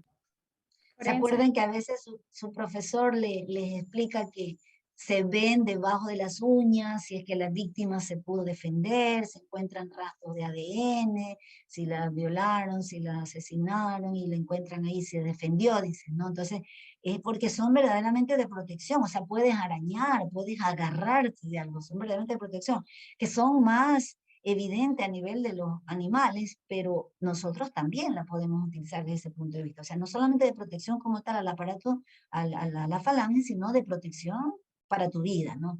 Y eso se trata. Entonces, aquí también vamos a encontrar que es el tercer mes de gestación, asimismo por una invaginación, ya vamos a ver otra parte, de la epidermis. Miren ustedes, la epidermis se invagina, tal como en el caso del folículo piloso, y va a formar justamente esta estructura. Y aquí vamos a localizar la parte principal, la que va a dar origen a la uña como tal, que se la conoce como la matriz. Y acá la vamos a ver en esta diapositiva. Miren ustedes, nosotros tenemos aquí los pliegues unguiales, este se denomina el pliegue unguial proximal, todo es en relación a la matriz, ¿no? Como está próximo a la matriz, que está aquí debajo, se llama pliegue unguial proximal. La matriz está debajo, no la vemos, pero sí vemos una partecita de ella y viene a ser la lúnula, esa partecita blanca, esa media luna que nosotros nos vemos en la uña, esa es la lúnula. Entonces dice, ¿qué es la lúnula? Una porción de la matriz que se deja ver. Hay en algunos casos y ciertas uñas que uno casi no la alcanza a ver, ¿se dan cuenta? Y generalmente la de pulgar es la que más nosotros la vemos. Bien. Luego tenemos los pliegues unguiales laterales, sí, eso es importante. Y luego tenemos el borde libre de la uña, que ahí se conoce la unión entre la lámina unguial y el lecho o cama unguial, es decir, donde descansa la lámina unguial, la uña. Entonces eso se llama hiponiquio, mientras que el proximal, eponiquio. Ahora, la uña como tal es asimismo una estructura queratinizada, tal como el pelo que les decía en su porción superior. No hay nada, no la nutres, no le haces nada, porque ya es pura queratina, es una estructura de queratina pura, ¿no? Obviamente sí se va a alterar por ciertos factores externos, que ya los estudiaremos también, las típicas por los detergentes, por decirle algo, o los esmaltes, o quita esmaltes. Bien, pero donde sí vamos a encontrar que está sumamente vascularizado, por eso es que ya les decía que se estudia es al aparato unguial, es a la cama unguial, al lecho, ¿no? Cama o lecho unguial.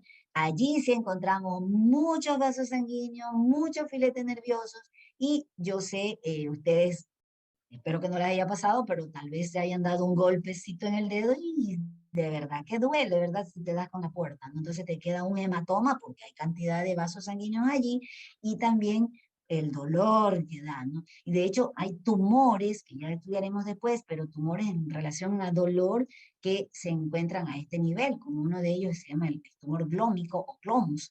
Entonces es un tumor que te produce, no lo ves porque está debajo, ¿no? Pero te produce un dolor exquisito, ¿no? Y se lo activa es el frío.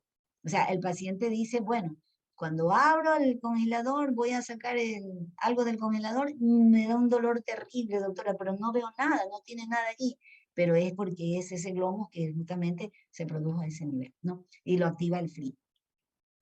Bueno, entonces esto es importante, las partes que nosotros vamos a encontrar en la lámina unguial, porque hay muchas patologías que van a estar localizadas en diversas áreas de este aparato unguial, ¿no?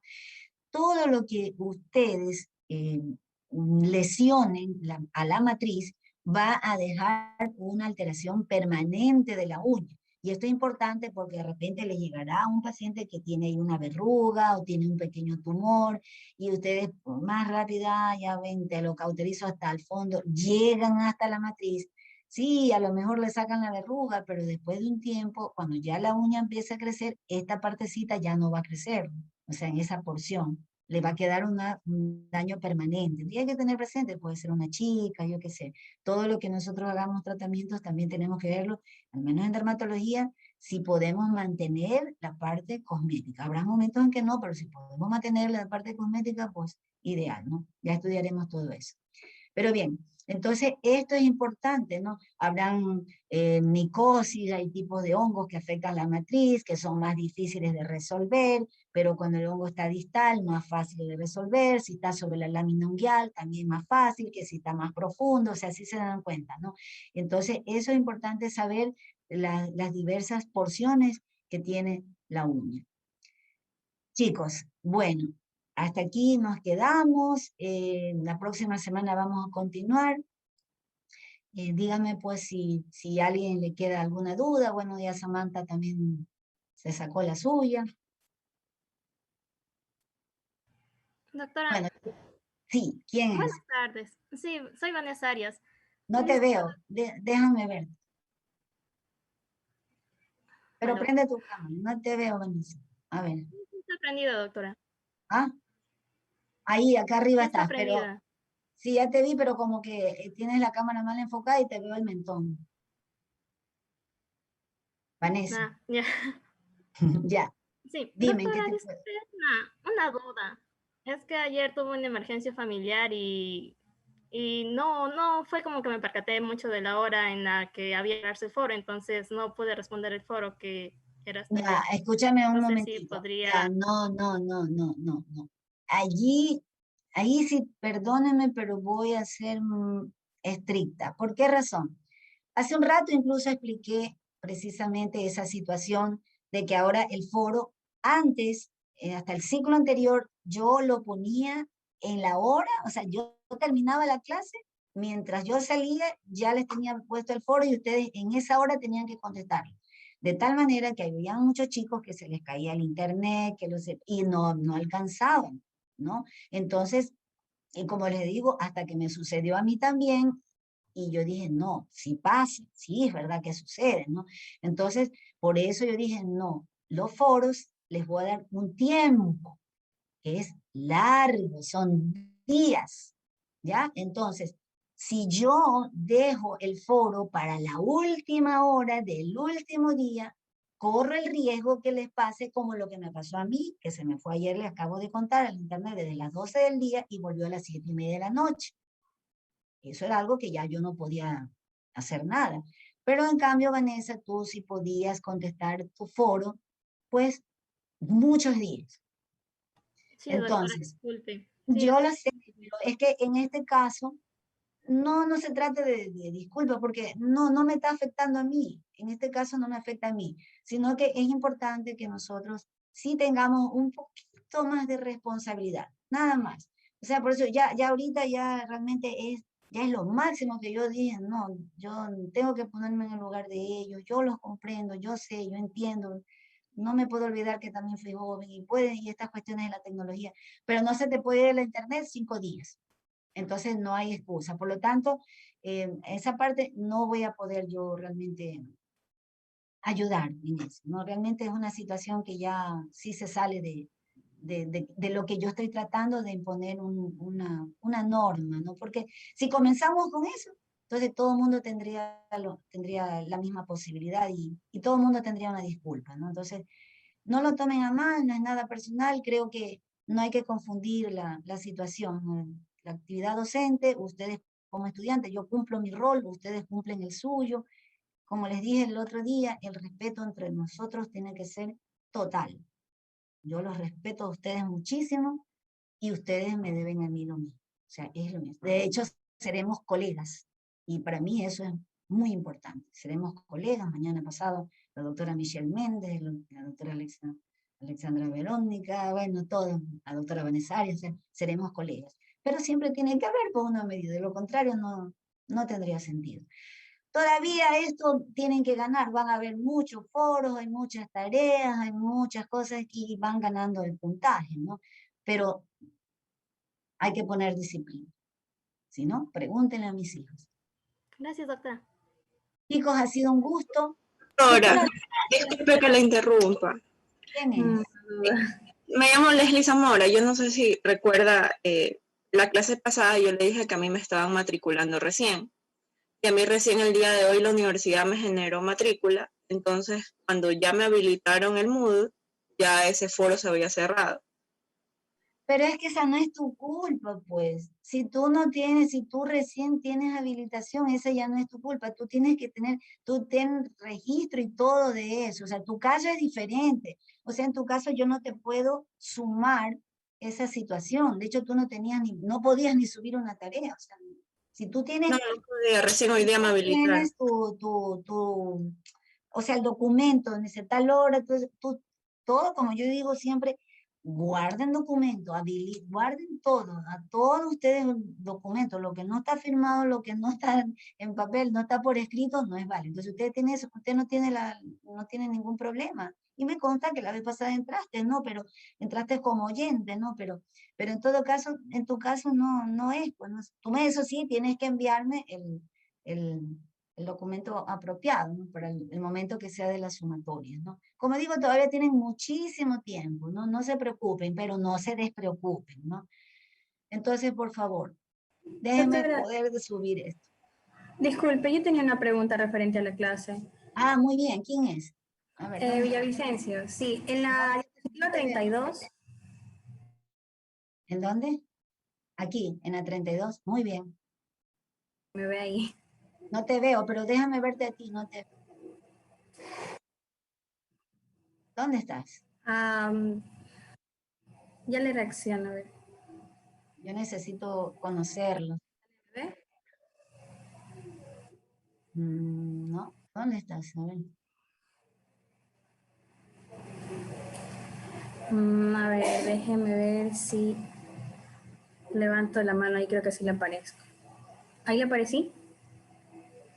Nada. ¿Qué apellido me dice que eres Villavicencio? Sí. Acá, Carlita. Ah, ya. Claro, tú estabas todo el tiempo ahí, ya te vi. Dime, Carlita. Ya, doctora, Así mire, me yo tengo una Carlita, duda. o es que te dicen de cariño. Sí, perdón. Usted cuando estaba explicando justamente esa diapositiva, nos comentó que cuando las mujeres, que son las que más se hacen tratamientos en el cabello, Ajá. tintes, alisados y todo eso, no daña la célula como tal. Usted nos explicó porque no es que ingresa, solo es en la parte externa. Claro, acá abajo no, pues. Acá no. Yo tenía una duda porque cuando vimos biología celular, todavía recuerdo que un docente nos... No, antes que sigas. No estoy hablando desde el punto de vista bioquímico. Ah, Eso ya es otra cosa. ¿Te acuerdas que les comencé diciendo que si la sustancia puede penetrar este conducto, sí llega? Ahí sí te llega. Depende. O sea, pero lo que les decía, pues no, usualmente te queda a este nivel. Ah, por supuesto, pero si hoy en día, chicos, eso ya bueno es algo más, pero es importante saberlo, que los tintes son cancerígenos. A ver, eso ya es como para apasionarnos y ponernos a hablar de algo que la verdad que es fantástico esto, ¿no? Por ejemplo, que los disruptores endocrinos, como por ejemplo el plástico, o sea, he leído mucho y digo, wow, o sea, que resulta que la cortina de baño que sea de plástico se puede comportar como un disruptor endocrino. Si te das cuenta, o sea, hay cosas que ya van más allá. No, tampoco pongas palabras en mi boca, Carlita, por favor. Eso ya es ciencia pura, por favor. Pero sí, muy importante, y por eso les decía que son cosas que ya van más allá. Yo te hablo de lo típico, lo que te hablan, de que va a nutrir, sí, o sea, a lo que yo les trato de enfocarme es la parte de que hay mucho engaño, ¿no? Y a veces eso a mí, la verdad, me da mucho coraje, porque yo sé que todos necesitamos trabajar, necesitamos ganar para el pan de nuestra casa, como dicen nuestros hijos, nuestra familia, pero yo pienso que lo que no debe haber es engaño, ¿no? Y no debe ser así, no sé, te engañan. Yo pienso que cuando vas a un lugar de estos, ellos no es que te engañan, sino que es por ignorancia, es por desconocimiento. Eso puede ser, ¿no? Pero hay otras personas que sí deliberadamente te hacen un engaño y esa es la parte que no, con la que no estoy de acuerdo. Si yo te hablo desde el punto de vista, como les decía, de nutritivo, eso sí. Pero mientras tanto, no, obvio que sí, no, ya te ibas a meter en Honduras, no, por favor. En eso estoy totalmente de acuerdo. Ya te hablaste de cáncer, ¿qué más quieres escuchar? ¿Sí? O tinte se lo está denominando que son cancerígenos, no sé yo, no sé, bueno, hasta qué punto haya más evidencia científica al respecto, pero hay muchos artículos científicos, yo no leo basura, sino que yo sí leo, y yo digo, bueno, a veces hay cuestión de que venga otros investigadores, que a lo mejor no sea solamente los estudios observacionales, sino que sea un estudio realmente que hagan un tipo experimental. Entonces, pero bueno, pero de que las ideas estas están lanzadas, uf, claro que sí, sí, por supuesto. Muy bien. Está bien, Carlita, que estés pila. O sea, veo que sí eres pila. Gracias, doctora. Doctora, otra cosita antes de interrumpirla otra vez.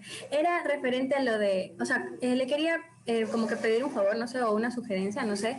Es que cuando usted ahorita estaba explicando a la compañera lo del taller, le comentó que teníamos 5 días para hacerlo. Y sí, usted nos comentó hace 5 días que íbamos a hacer un foro o un taller, más o menos, una pregunta. Pero usted lo habilitó desde las 2:30 hasta las 2.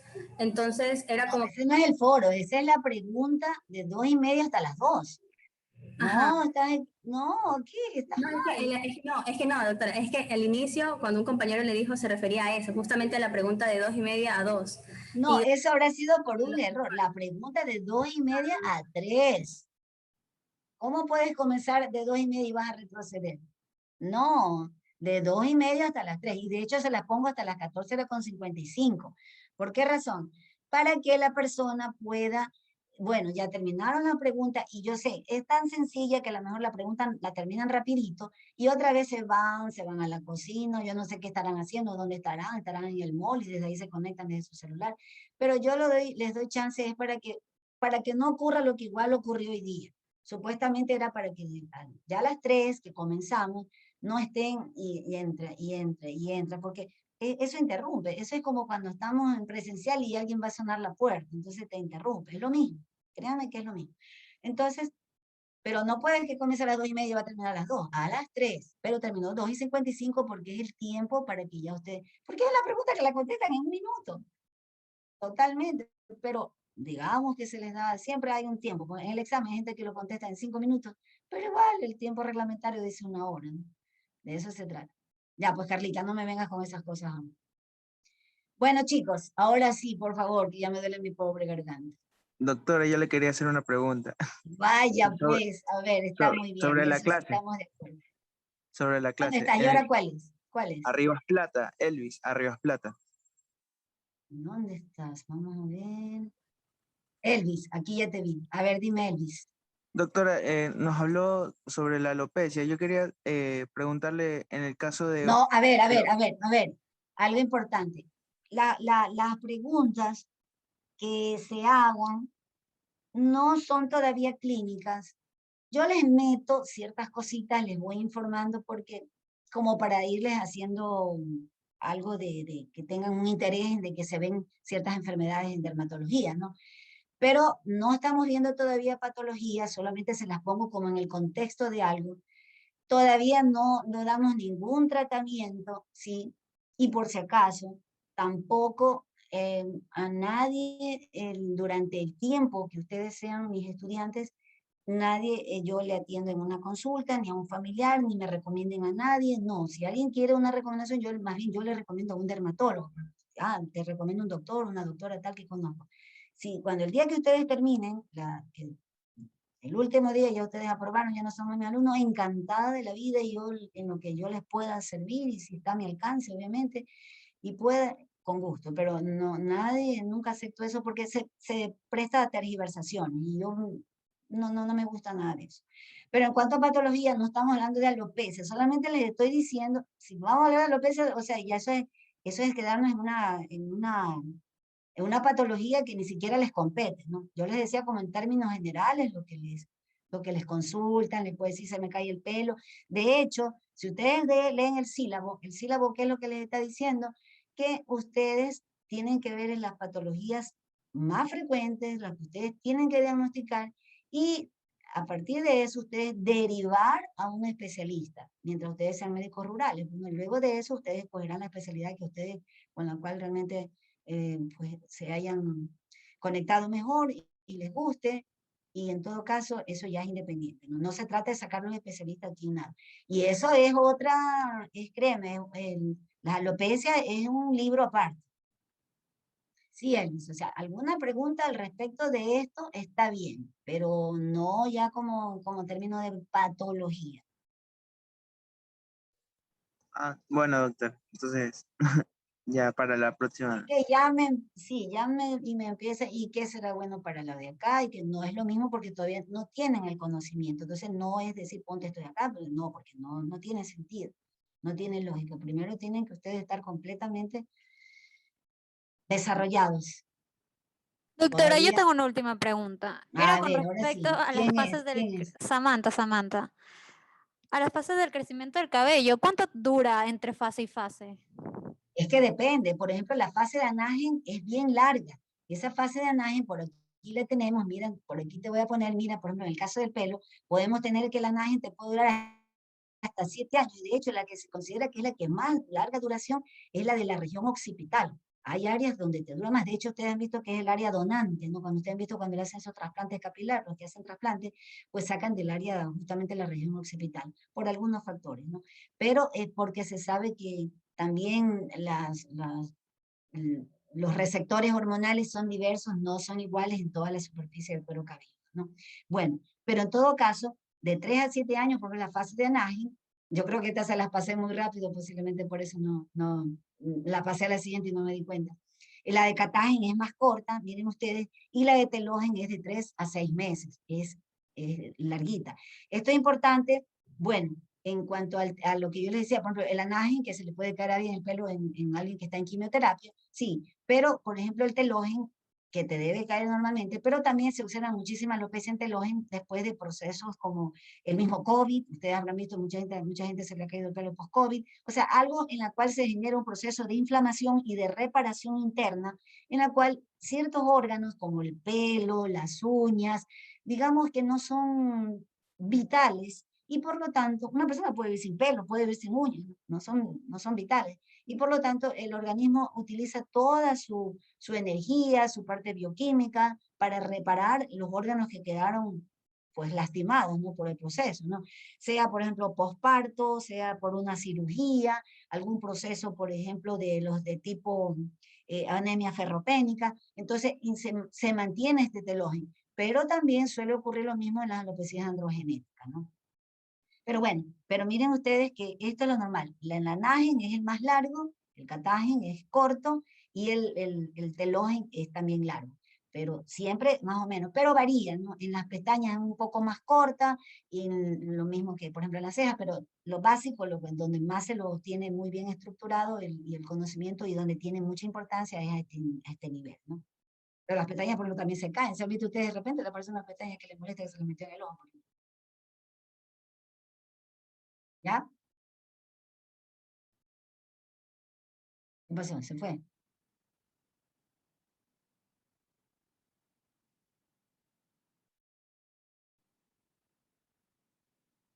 Chicos, Sí, lo escuchamos, doctora. no, bueno. Bueno, entonces, ¿alguien más en relación a sí mismo a este tema de la clase? No de diagnósticos, como les estaba diciendo, no de patologías.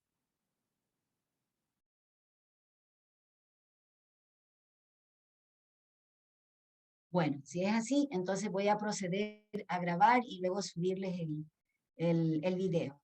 Asimismo, van a tener el foro, que van a tener algunos días para contestarlo, y eso sí. Lo que pasa es que la otra, acuérdense que es como una actividad sincrónica que es corta, muy corta. Ahora que de repente resulta que vaya a suceder que también se les cae el internet, bueno, es posible. Pero ahí alguien que me pueden hacer es que me pueden demostrarlo de alguna manera. Yo qué sé, yo me tuve que reportar, tuve que reportarme ante mi jefe de cátedra lo que me estaba pasando. Digo, esto me está ocurriendo en estos momentos. Estábamos con los estudiantes que no podíamos conectar. Bueno, ahora sí, chicos, buenas tardes. Hasta luego, doctora, gracias. Hasta luego, doctora, gracias. Gracias, doctora. Gracias.